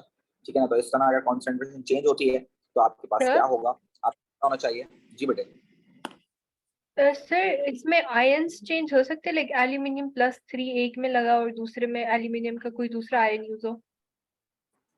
एल्युमिनियम का तो एक ही आयन होता है 3+ बेटे बस। और फॉर एग्जांपल अगर I think chromium has variable oxidation states, अगर उसमें दो अलग अलग आयन्स यूज हो सकते हैं। अच्छा देखिए, अभी हम जो बेसिक टाइप पढ़ रहे हैं ना नर्स इक्वेशन की, हम ये पढ़ रहे हैं कि जब सिर्फ और सिर्फ कॉन्सेंट्रेशन का डिफरेंस आए तो बाकी सारी चीजें सेम होंगी, वो भी हम उसको बात करेंगे। ओके, तो मतलब हो सकता है कि आयन्स अलग अलग हो। अगर फॉर सपोज अगर आप आयन अलग कर दिए तो फिर तो वो सिंपल सेल बन गया ना, आपका सेल पोटेंशियल निकाल सकती हैं आप फिर तो इजी। ठीक है, अगर एक जगह आप आयरन मेटल और आयरन आयंस लगा दें, दूसरी तरफ आप प्लेटिनम इलेक्ट्रोड और आयरन के दो डिफरेंट आयंस लगा दें, तो डेफिनेटली उन दोनों की अलग अलग पोटेंशियल डिफरेंस होगी, फिर तो मामला सीधा हो गया हमारे पास, हमें टेंशन ही है। नहीं मैं कह रही थी फॉर एग्जांपल एक एक जो सोल्यूशन है उसमें Fe+2 लगा सकते हैं और दूसरे में Fe+3। आप यही कह रही है ना कि एक में मैं Fe और Fe+2 लगाऊं और एक में मैं Fe और Fe3+ लगाऊं, यही कह रही है ना आप? हाँ, तो बेटे इन दोनों के अंदर जब आप इस तरह करेंगे तो इन दोनों का अपना अपना पोटेंशियल डिफरेंस है ना, जब इन दोनों का अपना अपना पोटेंशियल डिफरेंस है फिर हम उस वैल्यू के ऊपर वर्कआउट करेंगे, E0 वैल्यू पर वर्कआउट करेंगे, जिसकी वैल्यू ज्यादा होगी वो रिड्यूस, जिसकी कम होगी वो ऑक्सीडाइज, सिंपल वोल्टेज आप फाइंड आउट कर लेंगे। ठीक है, ओके ओके और अगर कॉन्सेंट्रेशन की आप बात करें कि आप ई नॉट की वैल्यू निकालें और कॉन्सेंट्रेशन चेंज करें, तो उसके लिए फिर ये दोनों का सेम होना चाहिए। ठीक है, अभी हम ये केस पढ़ रहे हैं। ठीक है भाई, तो आप चाहते हैं कि आपके पास क्या हो जाए, आप चाहते हैं कि आपके पास एल्युमिनियम जो यहाँ मौजूद है इसकी कॉन्सेंट्रेशन कम है, तो ये क्या हो, इंक्रीज हो। ये कॉन्सेंट्रेशन क्या हो आपके पास, इंक्रीज हो, और ये कॉन्सेंट्रेशन क्या हो आपके पास, डिक्रीज हो। ठीक है ना, यही चाह रहे हैं हम लोग। यस जी सर। आपके पास क्या होगा जब इसकी कॉन्सेंट्रेशन आप इंक्रीज कराना चाहते हैं, तो डेफिनेटली एल्युमिनियम को आपने एल्युमिनियम आइंस में कन्वर्ट करना पड़ेगा बाय लॉस ऑफ 3 इलेक्ट्रॉन। तो ये जो एल्युमिनियम यहाँ मौजूद है ना, ये मेटल एल्युमिनियम, ये डीकंपोज होकर नीचे गिरेगा in the form of aluminium ions. ठीक है, ये एल्युमिनियम आइंस बनकर नीचे गिरेगा। और साथ साथ आप ये चाहते हैं कि इसके अंदर जो एल्युमिनियम आयन मौजूद है, वो एल्युमिनियम आयन इलेक्ट्रॉन गेन कर क्या हो जाए, वो यहाँ से एल्युमिनियम मेल बना ले। ठीक है, ताकि इसकी कॉन्सेंट्रेशन कम हो। तो भाई इसके सॉल्यूशन के अंदर जो एल्युमिनियम आयन है वो इस पर डिपॉजिट होना शुरू हो जाए। ठीक है, ये सीन होगा। अब आपके पास यहाँ देखें, ये जो कॉन्सेंट्रेशन है इस वक्त एल्युमिनियम की, वो आपके पास है 0.3 मोलर। यहाँ जो कॉन्सेंट्रेशन मैंने एल्युमिनियम आयन के लिए वो है 2 मोलर। राइट बच्चों, जी सर।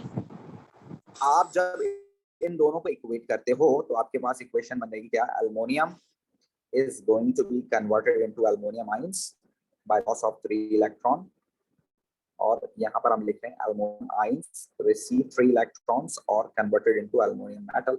ठीक है ना, कॉन्सेंट्रेशन हमने लिख ली ऑलरेडी कि भाई इस वाले की कॉन्सेंट्रेशन है 0.3, इस वाले की है 2 मोलर।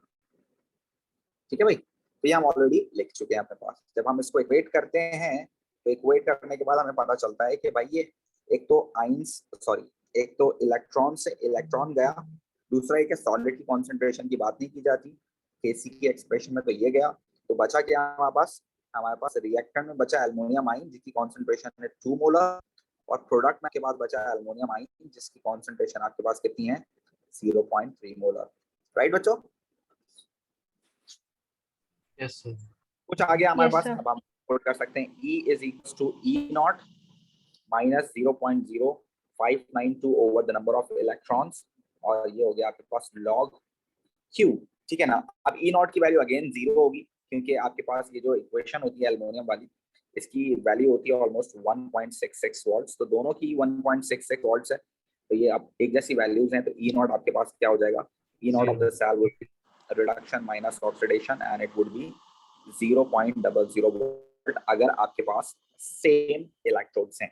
ठीक है, तो ये अगेन 0 आ गया, तो आप यहाँ लिख सकते हो 0, यहाँ आप क्या लिख सकते हो 0.0592 over 3 electrons are going to be transfer over here, और log concentration of product, आप देख सकते हैं concentration of product हमेशा किसकी होगी, लेस concentration वाले की होगी, क्योंकि वही प्रोडक्ट होगी हमेशा, और हायर वाला हमेशा कहाँ होगा, नीचे होगा। तो जरा जल्दी से चेक कर लो बच्चों कितनी आ रही है, इस सेल का पोटेंशियल डिफरेंस कितना जनरेट होगा भाई,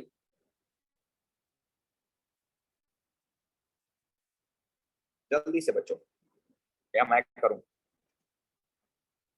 चलो मैं भी कर लेता हूं, आप लोग भी कर लें।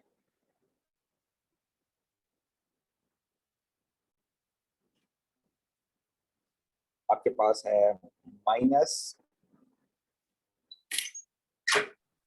तो माइनस 0.01 0.016 उसके बाद हम क्या लेंगे, लॉग लेंगे, और ये हो जाएगा ओवर 2, और ये आपके पास आ गया हमारे साथ। ठीक है, यही आ रहा है बच्चों,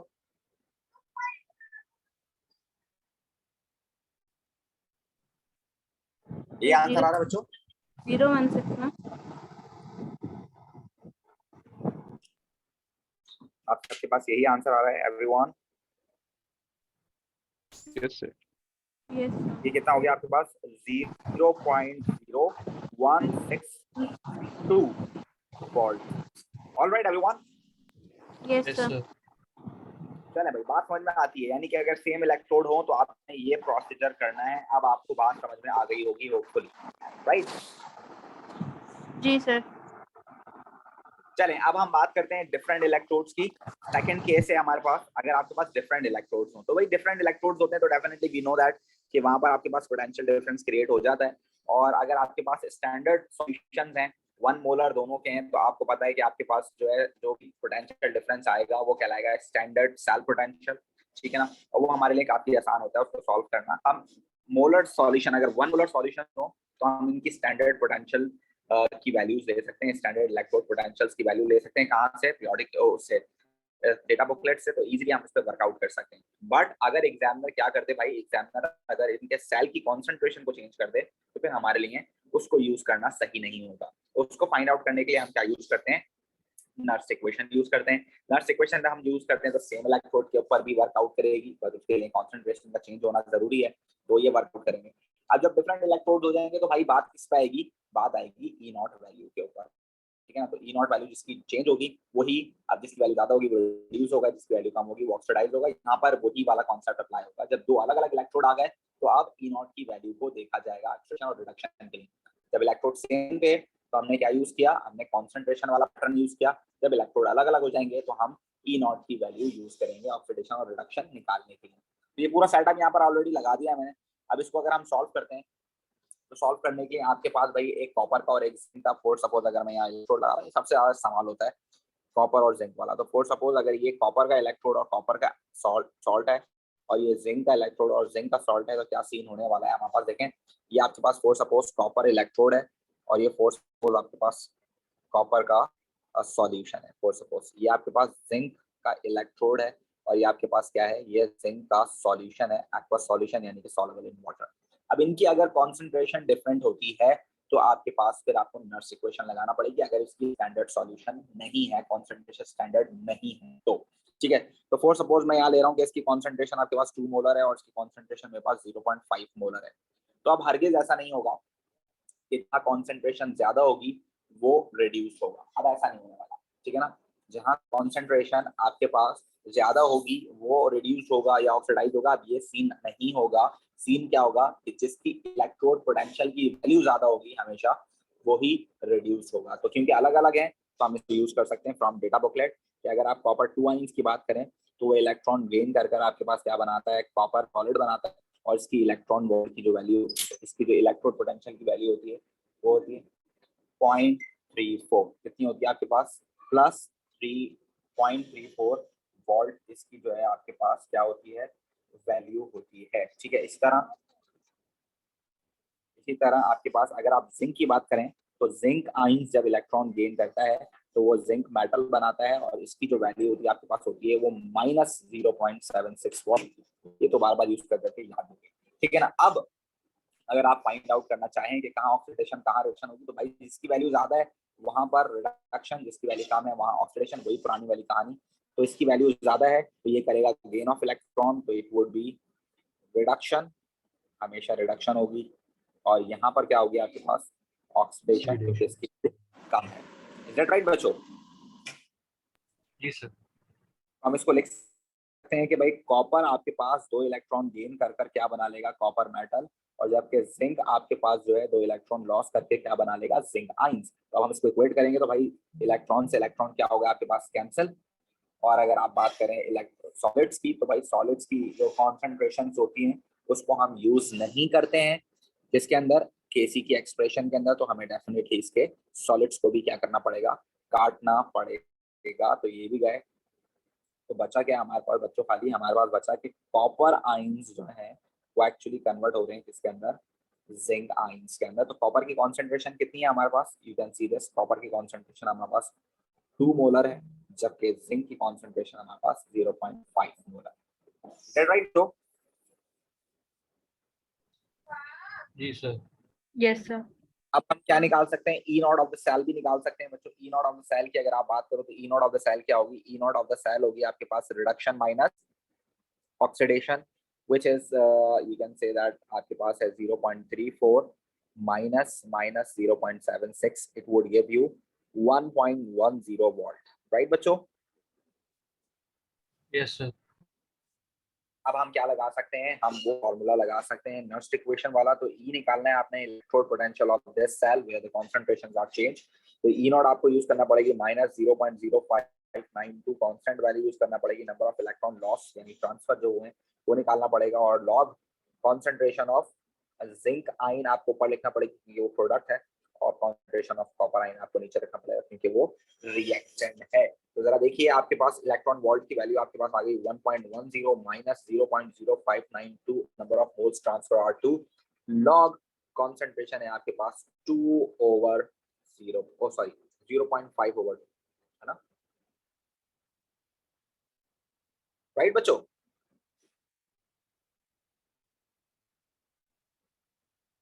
yes sir.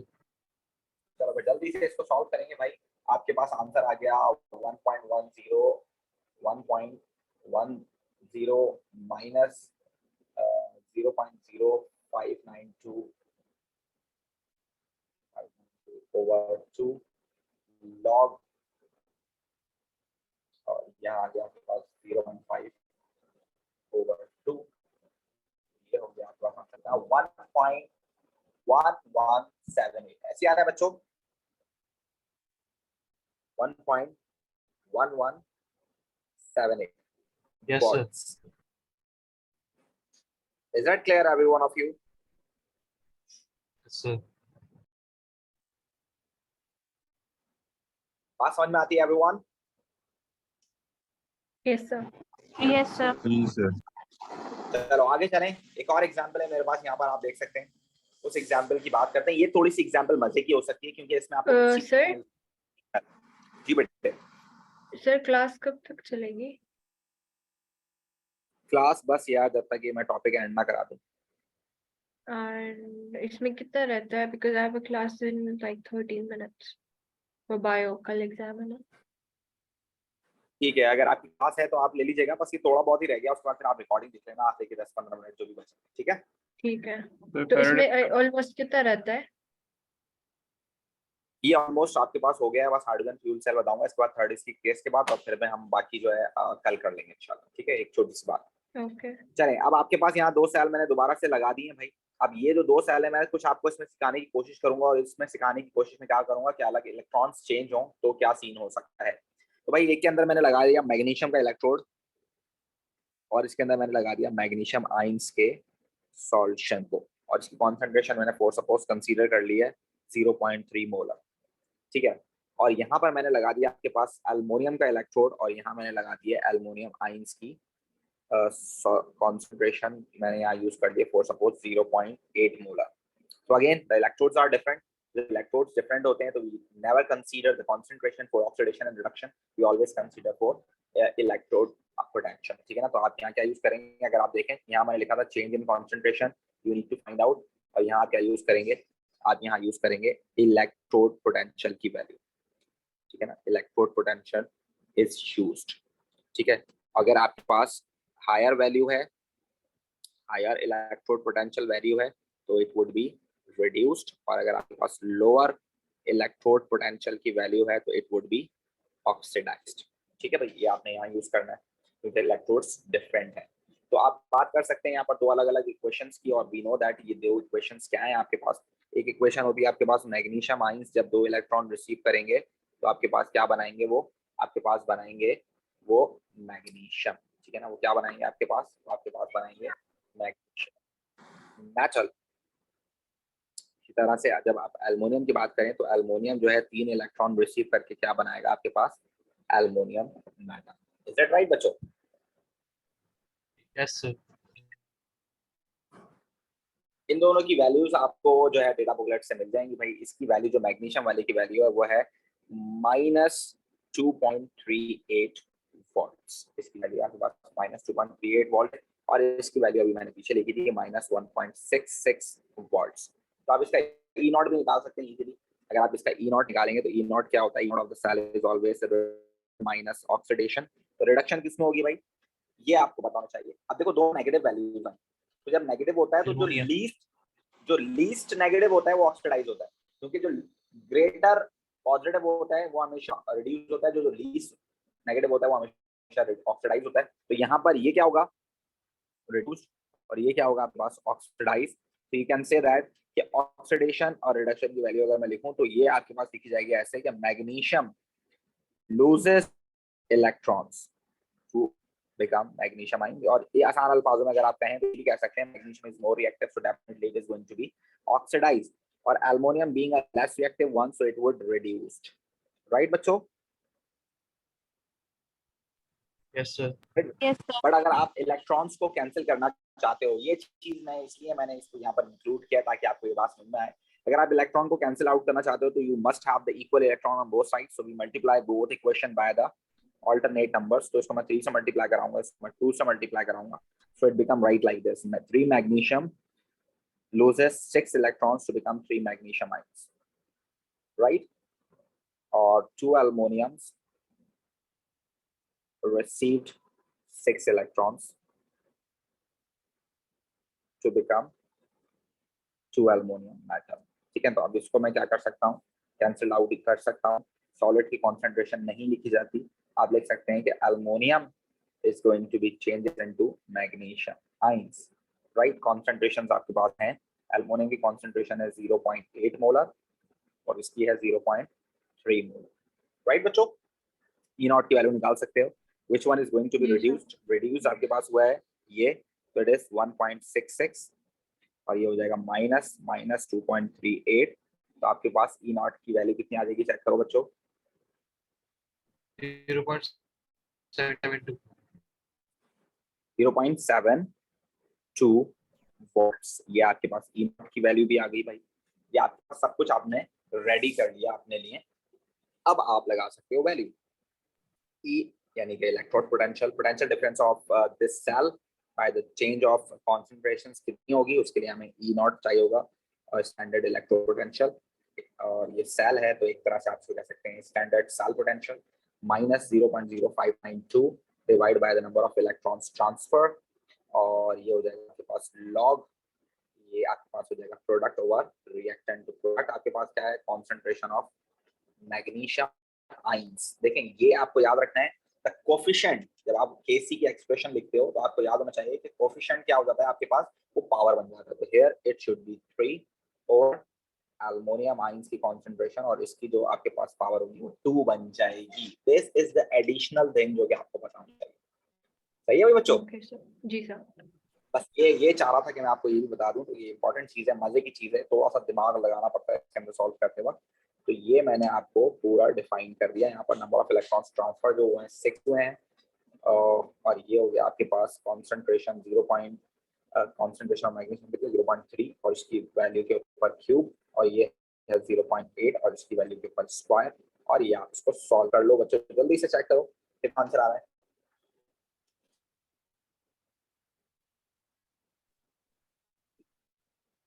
Sir can I leave? क्या कह रहे बेटे? Can I leave my classes? अच्छा देखो जन्नत, आप जीना बेटे आप जा सकती हो। देखो बस अभी एक ही रह गया पैटर्न ना, वो पैटर्न क्या है आपके पास, ये हाफ सेल पोटेंशियल किस तरह निकालते हैं, बहुत इजी है, आप इसको कर लेना, ठीक है? ठीक वीडियो है के सर। बाद, ठीक है? और आप जो है ठीक है, जब भी पहले फ्री मैं रहती हूँ। ठीक है? ये बेस्ट ठीक है, ऑफ मैं लक। काम करती हूँ, मैं इस सेल के लिए रुक लेती हूँ, मैं ये पढ़ के ही जाऊंगी। चलो ठीक है, मैं इसको बता देता हूँ, फिर हाइड्रोजन इसका फ्यूल सेल आराम से इसका आंसर आ रहा है सर 0.73 0.73 वॉल्ट्स, 0.073 या 0.73? 7 चलो भाई 0.73 वॉल्ट्स ये हो गया हमारे पास, done. Is that clear everyone of you? Yes sir. कोई प्रॉब्लम किसी को? नहीं सर। चलो फिर आगे चलते हैं। और जब आप हाफ सेल पोटेंशियल की बात करते हो तो भाई हाफ सेल पोटेंशियल आपके पास तीसरा जो है केस है इसके अंदर, उसके लिए आपको पता होना चाहिए हाफ सेल जो पोटेंशियल होते हैं उसके अंदर हम स्टैंडर्ड हाइड्रोजन इलेक्ट्रोड लगाते हैं, जिसकी वजह से हमें पता चलता है किसी भी सेल का जो पोटेंशियल डिफरेंस होता है। लेकिन वो तब पता चलता है जब आपके पास कॉन्सेंट्रेशन क्या हो, कॉन्सेंट्रेशन 1 मोलर। लेकिन अगर आप कॉन्सेंट्रेशन को चेंज कर दो तो फिर आपके पास डेफिनेटली आपके पास क्या होगा, आपके पास जो किसी भी हाफ सेल का जो इलेक्ट्रोड पोटेंशियल होता है, जैसे कॉपर का होता है, कितना होता है कॉपर का, 0.34 होता है। तो अगर आप इसकी कॉन्सेंट्रेशन को बढ़ाओगे या कम करोगे तो दोनों पे इफेक्ट आएगा। तो अभी हम जो करने वाले हैं ये दोनों केस करने वाले हैं, एक केस में आप कॉन्सेंट्रेशन को बढ़ाओगे, एक केस में आप कॉन्सेंट्रेशन को कम करोगे। तो in case of standard electrode potential हम इसको 1 मोलर लेते हैं और ये आपके पास जो है फॉर सपोज कॉपर की हम फाइंड आउट कर रहे हैं, तो ये कॉपर की जो होती है क्या होती है, कॉपर के आयंस की कॉन्सेंट्रेशन हम लोग लेते हैं, और यहाँ पर हम क्या लेते हैं, कॉपर का इलेक्ट्रोड लेते हैं। बट राइट नाउ अगर नर्स इक्वेशन किस लिए इस्तेमाल होती है, नॉन स्टैंडर्ड सॉल्यूशंस के लिए इस्तेमाल होती है। तो अगर आप इसकी कॉन्सेंट्रेशन को चेंज कर दो, फॉर सपोज आप इसकी कॉन्सेंट्रेशन को बढ़ा दो या कम कर दो, तो फिर आप क्या करते हो, नर्स इक्वेशन अप्लाई करते हो। तो देखें हम दोनों के लिए वर्कआउट करेंगे। पहले हम किसके लिए करेंगे, पहले हम इसको बढ़ाते वक्त और कम करते वक्त के लिए करेंगे। फॉर सपोज अगर आप इसको कम कर दें या बढ़ा दें, फॉर सपोज मैं इसको 0.1 मोलर कर दूं, कम कर दूं, और अगर मैं इसको डबल कर दूं, फॉर सपोज 2 मोलर कर दूं, तो क्या चेंज आ सकता है इसके इलेक्ट्रोड पोटेंशियल पे, ये हमें फाइंड आउट करना है। इज दैट राइट बच्चों? बस सिंपल हमें ये फाइंड आउट करना है। जी सर। तो आप देखें इस कॉपर वाले की एग्जांपल में जो है अगर आप बात करें तो कॉपर वाले की इक्वेशन हमेशा फिक्स होती है। कॉपर 2 + 2 इलेक्ट्रॉन गेन करके क्या बनाता है, कॉपर मेटल बनाता है, और उसकी जो इलेक्ट्रॉन वोल्ट में वैल्यू होती है वो होती है 0.3, इलेक्ट्रोड पोटेंशियल की जो वैल्यू होती है वो है 0.34। ठीक है, अब आप देखें आपके पास ये सिचुएशन है। ठीक है, अब आपने जो है क्या कर दिया, आपने फॉर सपोज ये सेटअप लगा दिया। अब सेटअप में सबसे पहले हम कर रहे हैं लो कॉन्सेंट्रेशन के लिए। तो अगर मैं लोअर कॉन्सेंट्रेशन के लिए करूं, यानी कि मैं बात कर रहा हूँ किसकी, मैं बात कर रहा हूँ 0.1 मोलर वाले की, अगर मैं कॉन्सेंट्रेशन 0.1 मोलर कर दूं तो क्या सीन होगा, इसके बारे में आपको पता होना चाहिए। तो इसका क्या सीन होगा भाई, देखें आपके पास वैल्यू ये क्या होती है, इक्वेशन होती है आपके पास E = E0 - 0.0592 over the number of moles log Q, यानी कि प्रोडक्ट ओवर रिएक्टेंट। ठीक है ना। अब आप देखें इसके अंदर कुछ भी नहीं है, इक्वेशन सिंपल है। आपके पास ये जो है ये क्या कहलाता है आपके पास, ये आपके पास कहलाता है रिएक्टेंट, ये आपके पास क्या कहलाता है प्रोडक्ट, ये आपके पास क्या कहलाएगा रिएक्टेंट। और क्योंकि एक ही है आपके पास, और तो कुछ है नहीं, कॉपर ही ऑक्सीडाइज होगा, कॉपर रिड्यूस होगा, तो इसमें आपके पास जो कॉपर आयंस हैं वो रिएक्टेंट्स हैं, और कॉपर मेटल जो है आपके पास क्या है, प्रोडक्ट है। ठीक है, तो हम इसमें क्या करेंगे, बस हमें इसमें ये चीज छोटी सी चीज है जो कि हमें देखनी है, तो वो क्या है, देखो भाई E0 की वैल्यू तो इसकी फिक्स है which is 0.34, ये आपके पास फिक्स है which is 0.092, number of electrons भी फिक्स हैं, 2 ही लूज होंगे। लॉग यहाँ आप क्या लिखोगे, प्रोडक्ट ओवर रिएक्टेंट, यहाँ आप क्या लिखोगे, यहाँ लिखोगे आप प्रोडक्ट ओवर रिएक्टेंट। तो प्रोडक्ट ओवर रिएक्टेंट जब आप लिखते हो तो आपके पास तो रिएक्टेंट की कॉन्सेंट्रेशन है, प्रोडक्ट की तो नहीं है आपके पास कॉन्सेंट्रेशन। राइट बच्चों? Yes sir. जी सर। और की बात ये है कि आपके पास जो प्रोडक्ट है वो है क्या, प्रोडक्ट तो सॉलिड है, तो सॉलिड की कॉन्सेंट्रेशन तो कांस्टेंट होती है। जब उसकी कॉन्सेंट्रेशन कांस्टेंट होती है तो हम क्या बात करेंगे भाई उसकी, हम तो बात ही नहीं कर सकते। तो हम उसको यहाँ कंसीडर करेंगे 1, हम इसको 0 कंसीडर नहीं कर सकते, अब इसको 1 कंसीडर करेंगे, क्योंकि 1 से अगर आप मल्टीप्लाई कराएंगे, 1 से आप डिवाइड कराएं तो there is no change on the answer, तो आप 1 कंसीडर करेंगे, 0 कंसीडर नहीं कर सकते इसको। इज दैट राइट बच्चों? जी सर। Yes sir. तो आप जरा देखें क्या आंसर आ रहा है, E0 आपका, E ऑफ द सेल क्या बन रहा है, चेक करो। सर हमारे केस में सिर्फ सॉलिड्स ये होंगे ना, कोई लिक्विड्स नहीं होंगे ना? यस, क्योंकि डिपोजिशन आपके पास सॉलिड की होती है, लिक्विड तो नहीं हो सकते डिपॉजिट, और अगर हो सकी तो गैस हो सकती है, गैस प्रोड्यूस हो सकती है। Okay, so we are only gonna study solids. Yes, आपका आंसर कितना आ रहा है, आपके पास आ रहा है आंसर 0.31 वॉल्ट्स। राइट बच्चों? Yes sir. उसके बाद हम करते हैं क्या, हायर कॉन्सेंट्रेशन। हम हायर कॉन्सेंट्रेशन करते हैं तो ये हम इसको 2 मोलर कंसीडर करेंगे। तो दोबारा से E निकालना है हमें, E0 हमारे पास फिक्स है, 0.0592 हमारे पास फिक्स है, नंबर ऑफ मोल्स हमारे पास फिक्स हैं, लॉग Q हमें निकालना है भाई। E0 की वैल्यू आपके पास 0.34 है, 0.0592 आपके पास कांस्टेंट है, नंबर ऑफ मोल्स हमारे पास 2 ही रहेंगे, लॉग हो जाएगा प्रोडक्ट ओवर रिएक्टेंट। तो प्रोडक्ट आपके पास again we need to consider 1, और ये हो गया 2। इज दैट राइट बच्चों? तो ये आपके पास क्या आंसर आएगा, चेक करो। 0.35 0.35 वॉट्स। ठीक है भाई, तो आप देख सकते हैं कि अगर आप कंसंट्रेशन को बढ़ा रहे हैं तो आपके पास पोटेंशियल डिफरेंस की वैल्यू बढ़ रही है, और अगर आप कंसंट्रेशन को कम कर रहे हैं तो पोटेंशियल डिफरेंस की वैल्यू आपके पास क्या हो रही है, कम हो रही है। इज दैट क्लियर बच्चों? और इसका स्टेटमेंट पेपर में पूछता है, वो इसका रीजन आपके पास पेपर में पूछता है, तो उसका रीजन आपको पता होना चाहिए, क्या रीजन है भाई इसका। अगर आप इसको देखते हो, copper ions receive 2 electrons giving out copper metal, ठीक है ना। so what is this? This is reactant and this is what, product. This is reactant and this is product.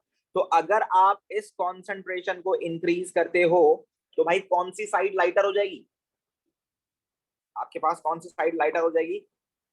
Product की। प्रोडक्ट साइड लाइटर हो जाएगी आपके पास।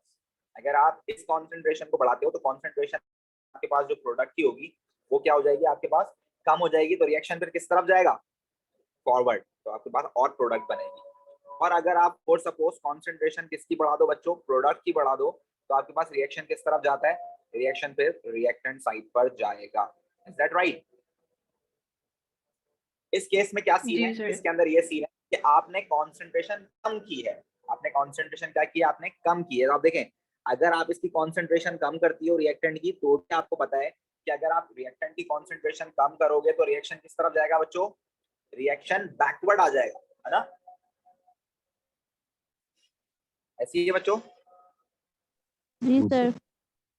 तो ये backward आ जाएगा रिएक्शन। और अगर आप इसकी कॉन्सेंट्रेशन बढ़ाएंगे तो रिएक्शन कहाँ चला जाएगा आपके पास? फॉरवर्ड चला जाएगा। तो भाई जब रिएक्शन फॉरवर्ड जाएगा तो आपके पास क्या हो जाएगा? रिएक्शन फॉरवर्ड जाएगा, जैसे आपकी जो प्रोडक्ट है वो बढ़ जाएगी।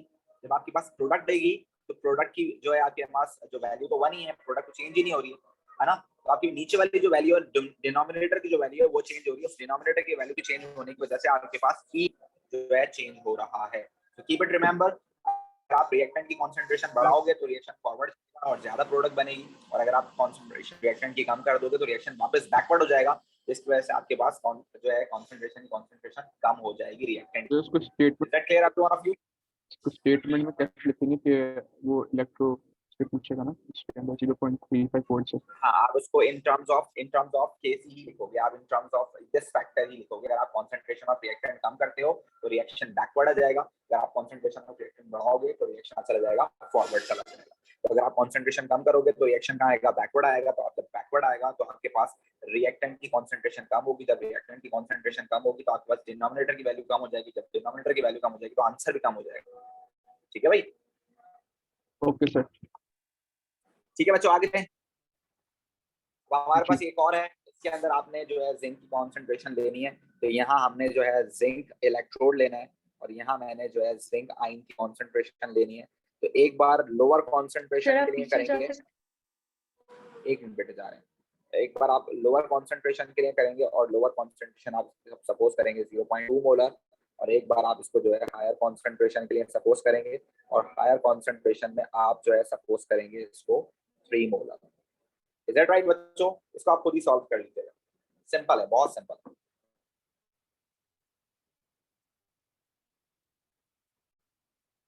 Done sir. Then every one of you just take a picture of this as well so you can solve it.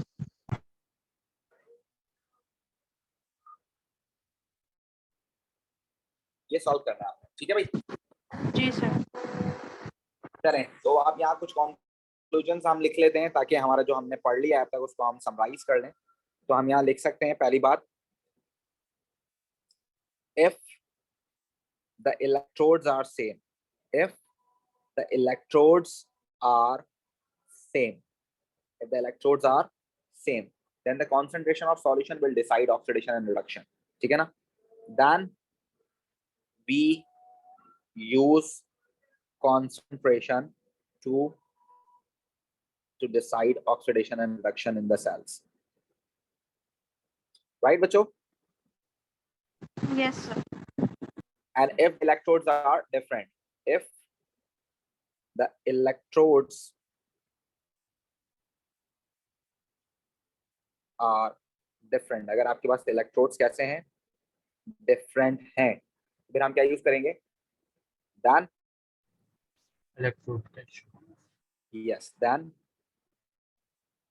we use electrode potential value to decide oxidation reduction. ठीक है बच्चों? Yes sir. और उसके बाद अगर आप बात करें, for suppose if you have change in concentration which is favoring oxidation, then the E naught value become more negative or more positive or less positive, sorry. ठीक है? तो आप क्या सकते हैं, if change in concentration favor oxidation and reduction, if change in concentration favors oxidation, अगर change in concentration पे से ऑक्सीडेशन फेवर हो रही है, then the E naught value, ये हम इसकी बात कर रहे हैं, अभी हम हाफ सेल वाले की बात कर रहे हैं, that value become more negative और लेस पॉजिटिव। ठीक है भाई,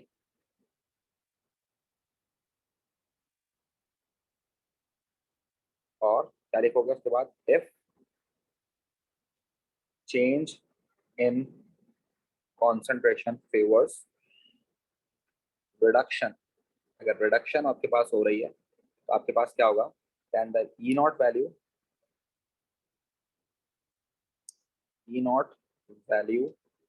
become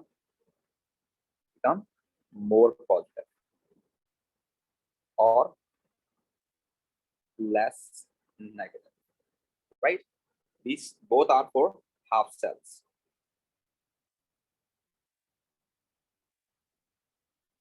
इसमें आप चेंज इन कॉन्सेंट्रेशन कर रहे हैं, तो भाई अगर आपके पास वैल्यू मोर नेगेटिव यानी कि पीछे की तरफ जा रही है, या लेस तो मोर नेगेटिव यानी कि नेगेटिव की वैल्यू जा रही है, या पॉजिटिव ऊपर बढ़ रही है, तो ये किसकी वजह से हो रहा होगा, ये आपने कॉन्सेंट्रेशन इंक्रीज की होगी, इस वजह से हुआ होगा, है ना। ये चेंज इन कॉन्सेंट्रेशन, तो ये किस वजह से होगा, ये इंक्रीज इन कॉन्सेंट्रेशन की वजह से होता है, इंक्रीज कॉन्सेंट्रेशन की वजह से होता है आमतौर पे, और ये किस वजह से होता है, ये आमतौर पे डिक्रीज कॉन्सेंट्रेशन की वजह से होता है।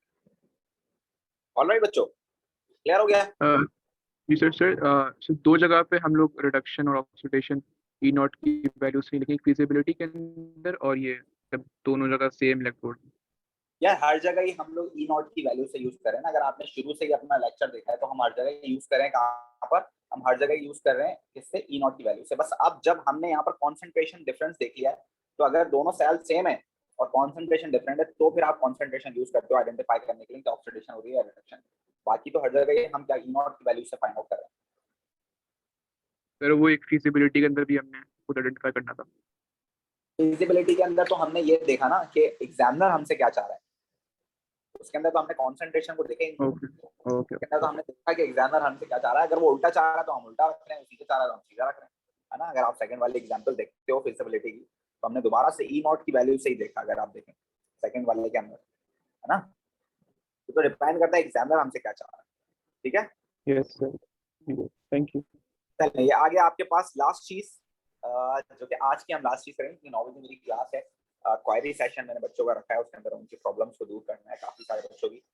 तो वैसे तो मैसेज के लिए मुझे टाइम नहीं मिलता है कि बच्चे मैसेज कर करके मुझसे पूछ रहे होते हैं, जितना को मैं बता सकता हूँ, रात को 3-4 बज जाते हैं मुझे सोते सोते, तो बता देता हूँ। जितना मुझे नहीं बता पाता तो उनके लिए मुझे सेशंस रखना पड़ते हैं ताकि लाइव पूछ लें वो सवाल।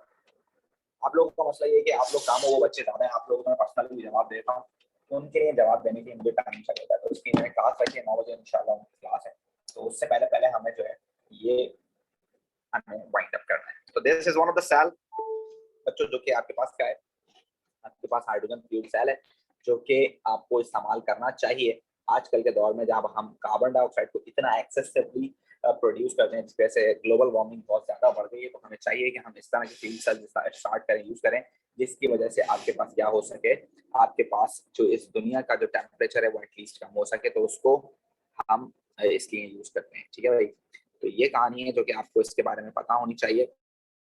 तो हम ये इसको क्या करने जा रहे हैं भाई, इसको हम यूज करने जा रहे हैं, तो लेट्स सी कि ये किस तरह से हम यूज कर सकते हैं। इसको हम यूज करते हैं किस तरह से, इसको हम यूज इस तरह से करते हैं कि इसके अंदर आपके पास क्या चीज मौजूद है बच्चों, इसके अंदर एक तरफ से आपके पास हाइड्रोजन गैस इन की जाती है, एक तरफ से आपके पास ऑक्सीजन गैस इन की जाती है। ये बीच में आपके पास यहाँ देख सकते हैं, आपके पास ये पोरस इलेक्ट्रोड्स हैं, पोरस कार्बन के इलेक्ट्रोड्स हैं। ये आप प्लेटिनम भी यूज कर सकते हैं, पोरस का कार्बन इलेक्ट्रोड्स हैं, ग्रेफाइट के, कार्बन वाले सस्ते होते हैं इसमें इस्तेमाल कर लेते हैं। ये पोरस इसलिए ताकि जो गैसेस हैं तो इसके अंदर एब्जॉर्ब हो सके, जब एब्जॉर्ब होंगी तो प्रोसेस यहाँ पर हो सकता है। यहाँ बीच में हमारे पास इलेक्ट्रोलाइट होता है, और ये इलेक्ट्रोलाइट जो है आप यूज कर सकते हैं, कौन सा, आप एसिड भी यूज कर सकते हैं और आप एल्कली भी यूज कर सकते हैं। आप एसिड भी यूज कर सकते हैं और आप एल्कली भी यूज कर सकते हैं। तो हमारे पेपर में इसकी डायग्राम बनाने के लिए नहीं आती है, डायग्राम बनाई जाती है, तो हमसे पूछता ये है कि भाई अगर एसिडिक कंडीशन में आप इसको यूज करोगे या आप इसको एल्कलाइन कंडीशन यूज करोगे, तो आप इसको किस तरह चलाओगे, इसको किस तरह आप इसकी वर्किंग कर सकते हो, बस वो हमसे ये पूछता है। ठीक है भाई, तो इसकी दो कंडीशंस हैं, एक एसिडिक और एक एल्कलाइन, जो कि आपको पता होनी चाहिए। तो सबसे पहले मैं आपको बता दूं कि इसकी कंडीशंस किस तरह हम इसको वर्कआउट कर सकते हैं। तो अगर आपके पास अल्कलाइन कंडीशन में ये यूज होगा, ज्यादातर हम इसको अल्कलाइन कंडीशन में यूज करते हैं, ओ लेवल्स के स्टफ के अंदर हम इसको दिखाते ही यहाँ पर KOH है अंदर बीच में, ठीक है। अगर आप इसको अल्कलाइन कंडीशंस में यूज करते हैं तो आप इसको कह सकते हैं कि भाई अल्कलाइन कंडीशन में यूज करते हुए आप जो इक्वेशन यूज करेंगे वो आप यूज करेंगे ऑक्सीजन किसके साथ रिएक्ट होता हुआ दिखाएंगे, हाइड्रोक्साइड के साथ, और हाइड्रोजन को भी आप हाइड्रोक्साइड के साथ रिएक्शन करते हुए दिखाएंगे। ये आपने याद रखने हैं। दूसरी बात ये कि वो इक्वेशंस आपने आइडेंटिफाई करनी है, वो इक्वेशंस आपने आइडेंटिफाई करनी है जिसमें पानी यूज हो रहा हो, पानी बन रहा हो। आप कभी भी वो इक्वेशन डेटा बुकलेट से आइडेंटिफाई ना करें जिसके अंदर पानी के अलावा कुछ बन रहा हो। जैसे for suppose if in data booklet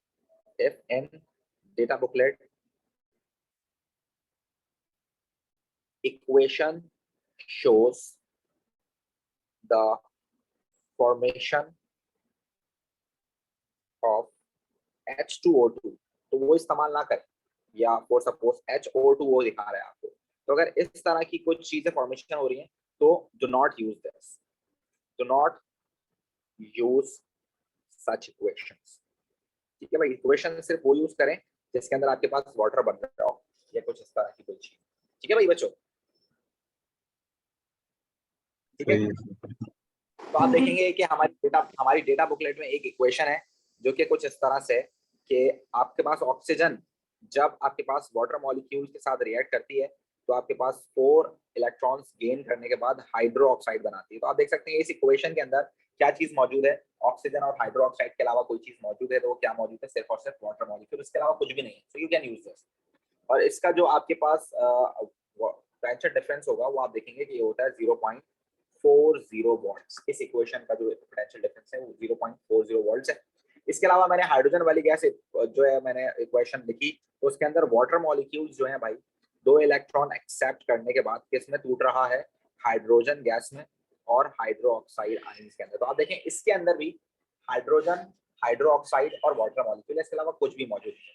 और इसका पोटेंशियल डिफरेंस आपके पास क्या है, 0.83 volts. Again the one which is more positive is going to be reduced and the one which is less positive या जो negative है वो आपके पास क्या होगा, oxidized. So you can say that this one is going to be reduced. ये आपके पास क्या होगा, reduced होगा। ये क्या होगा आपके पास भाई, ये आपके पास reduced होगा। और reduction क्या होती है आपके पास, gain of सर ये बस ये दो ही इक्वेशन यूज करेंगे अल्कलाइन में जी, यस। ये हो गया आपके पास रिडक्शन फॉरवर्ड और ये हो जाएगी आपके पास ऑक्सीडेशन, तो ये जाएगा बैकवर्ड। तो इसको हम जब लिखते हैं तो ये बन जाएगी आपके पास किस तरह से कि ऑक्सीजन आपके पास वाटर मॉलिक्यूल के साथ मिलकर और हाइड्रोक्साइड बनाती है। अगर आपको ओ लेवल से स्टफ अपना याद हो तो आपको याद होगा कि ये हाइड्रोक्साइड वाली इक्वेशन है, डाइल्यूट सॉल्यूशन के अंदर हमेशा यही प्रोडक्ट बनती है और यही इक्वेशन के जरिए हमेशा हम इसको यूज करते हैं। तो ये वो स्टफ है पुराना वाला। और अगर आप इसको लिखते हैं तो ये हो जाएगा आपके पास इस तरह से कि हाइड्रोजन रिएक्टिंग विद हाइड्रोक्साइड, ये हाइड्रोजन गैस एक तरफ से ऐड हो रही है, एब्जॉर्ब होने के बाद ये हाइड्रोक्साइड से रिएक्शन करने के बाद क्या बनाती है भाई, ये वाटर मॉलिक्यूल बनाती है और साथ साथ ये क्या करती है, इलेक्ट्रॉन्स को लॉस करती है, 2 इलेक्ट्रॉन्स को। अब again we have 4 electrons upward and 2 electrons downward, so we need to multiply the whole equation with 2, so it become what, 2, it become 4, it become what, 4 and it become 4, right? So जब electrons आपके पास same हो गए तो आप इसको क्या कर सकते हो, आप इसको काट सकते हो। Is that right बच्चों?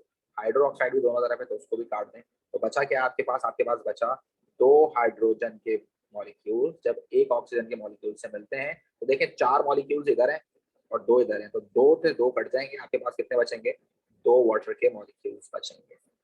इज दैट राइट बच्चों? Yes sir.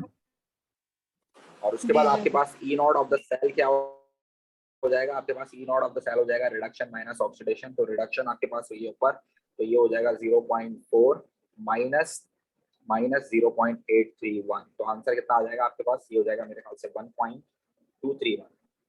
Yes sir. ये हो जाएगा आपके पास सर अब पीछे जा सकते हैं, कितना वोल्टेज ये प्रोड्यूस करेगा। इज दैट राइट बच्चों? Done sir. Yes sir. बात समझ में आती है, कोई मसला तो नहीं है? No sir. उसके बाद अगर आप एसिडिक कंडीशंस यूज करते हैं, देखिए अल्कलाइन की बात मैंने कर दी, तो अगर आप एसिडिक कंडीशंस यूज करते हैं तो एसिडिक कंडीशंस में भी आपने ये बात याद रखनी है कि या तो आप क्या यूज करेंगे ऑक्सीजन के साथ हाइड्रोजन आइंस, या तो आप हाइड्रोजन के साथ हाइड्रोजन आइंस यूज करेंगे। बस आपने ये बात याद रखनी है, ठीक है भाई। इसके अलावा आपने कुछ भी यूज नहीं करना है। Alright everyone. Yes sir. तो आज जब इनको यूज करते हैं तो इसकी इक्वेशंस आपको देखने को मिलेंगी डेटा बुकलेट में, जिसके अंदर हाइड्रोजन और ऑक्सीजन का कॉम्बिनेशन होगा। वाटर बन सकता है, इसके अलावा कुछ भी यूज ना करें, ठीक है। तो अगर आप इसकी यूज करेंगे तो आप देखेंगे कि आपके पास एक इक्वेशन आपको मिलेगी इस तरह की कि ऑक्सीजन जो है आपके पास 4 हाइड्रोजन आइंस को एक्सेप्ट करके बाय गेन ऑफ 4 इलेक्ट्रॉन्स क्या बना रहा है, आपके पास 2 वाटर मॉलिक्यूल्स बना रहा है।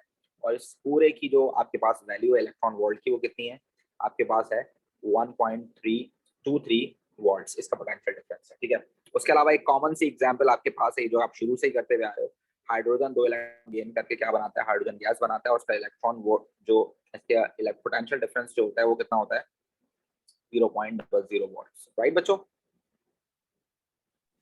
इस वाली इक्वेशन को आप अप्लाई करा दें तो ये बन जाएगी आपके पास क्या, जहां पॉजिटिव वैल्यू हो वो आपके पास होगी reduction, this is going to be reduced and this is going to be oxidized. You can write like this, ये हो जाएगी आपके पास oxygen 4 hydrogen ions receiving 4 electrons forming what, 2 water molecules, and over here it would be reversed, so you can say that 2 hydrogens losing 4 electrons and forming what, forming 4 hydrogen ions, right. इसको हम क्या कर सकते हैं, इसको हम cancel out कर सकते हैं, इलेक्ट्रॉन से इलेक्ट्रॉन कैंसिल, हाइड्रोजन से हाइड्रोजन कैंसिल। तो बचा क्या हमारे पास 2 हाइड्रोजन ऑक्सीजन से रिएक्ट कर कर क्या बना रहे हैं आपके पास 2 वाटर मॉलिक्यूल्स। और अगर आप निकालें E naught of the cell, E naught of the cell अगर आप निकालें तो it is always reduction minus oxidation, and it would be 1.23 minus 0.200, it would be 1.23 volts. All right बच्चों, सर मुझे समझ नहीं आया। इसमें क्या समझ में नहीं आया? तो सिंपल है बेटे, बताओ क्या समझ नहीं आया कुछ। ऊपर वाले इक्वेशन।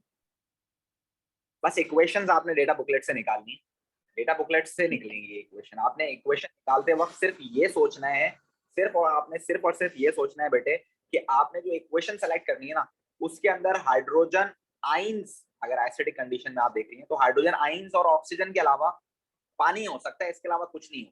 इसके अलावा कुछ होगा तो आप सेलेक्ट नहीं करेंगे। बस ये सिलेक्शन करना है। सिलेक्शन करने के बाद तो वही है जिसकी वैल्यू है वो रिड्यूस, जिसकी वैल्यू कम है वो ऑक्सीडाइज, उसके बाद आपने उसको सॉल्व कर देना, दैट्स इट। और जब आप तो हाइड्रोजन ये तो ये हाइड्रोजन के लिए 2H plus 2 electrons will give you H2, यहाँ पे ऑक्सीडेशन होगा ना, जिसकी पोटेंशियल डिफरेंस 0 वोल्ट है।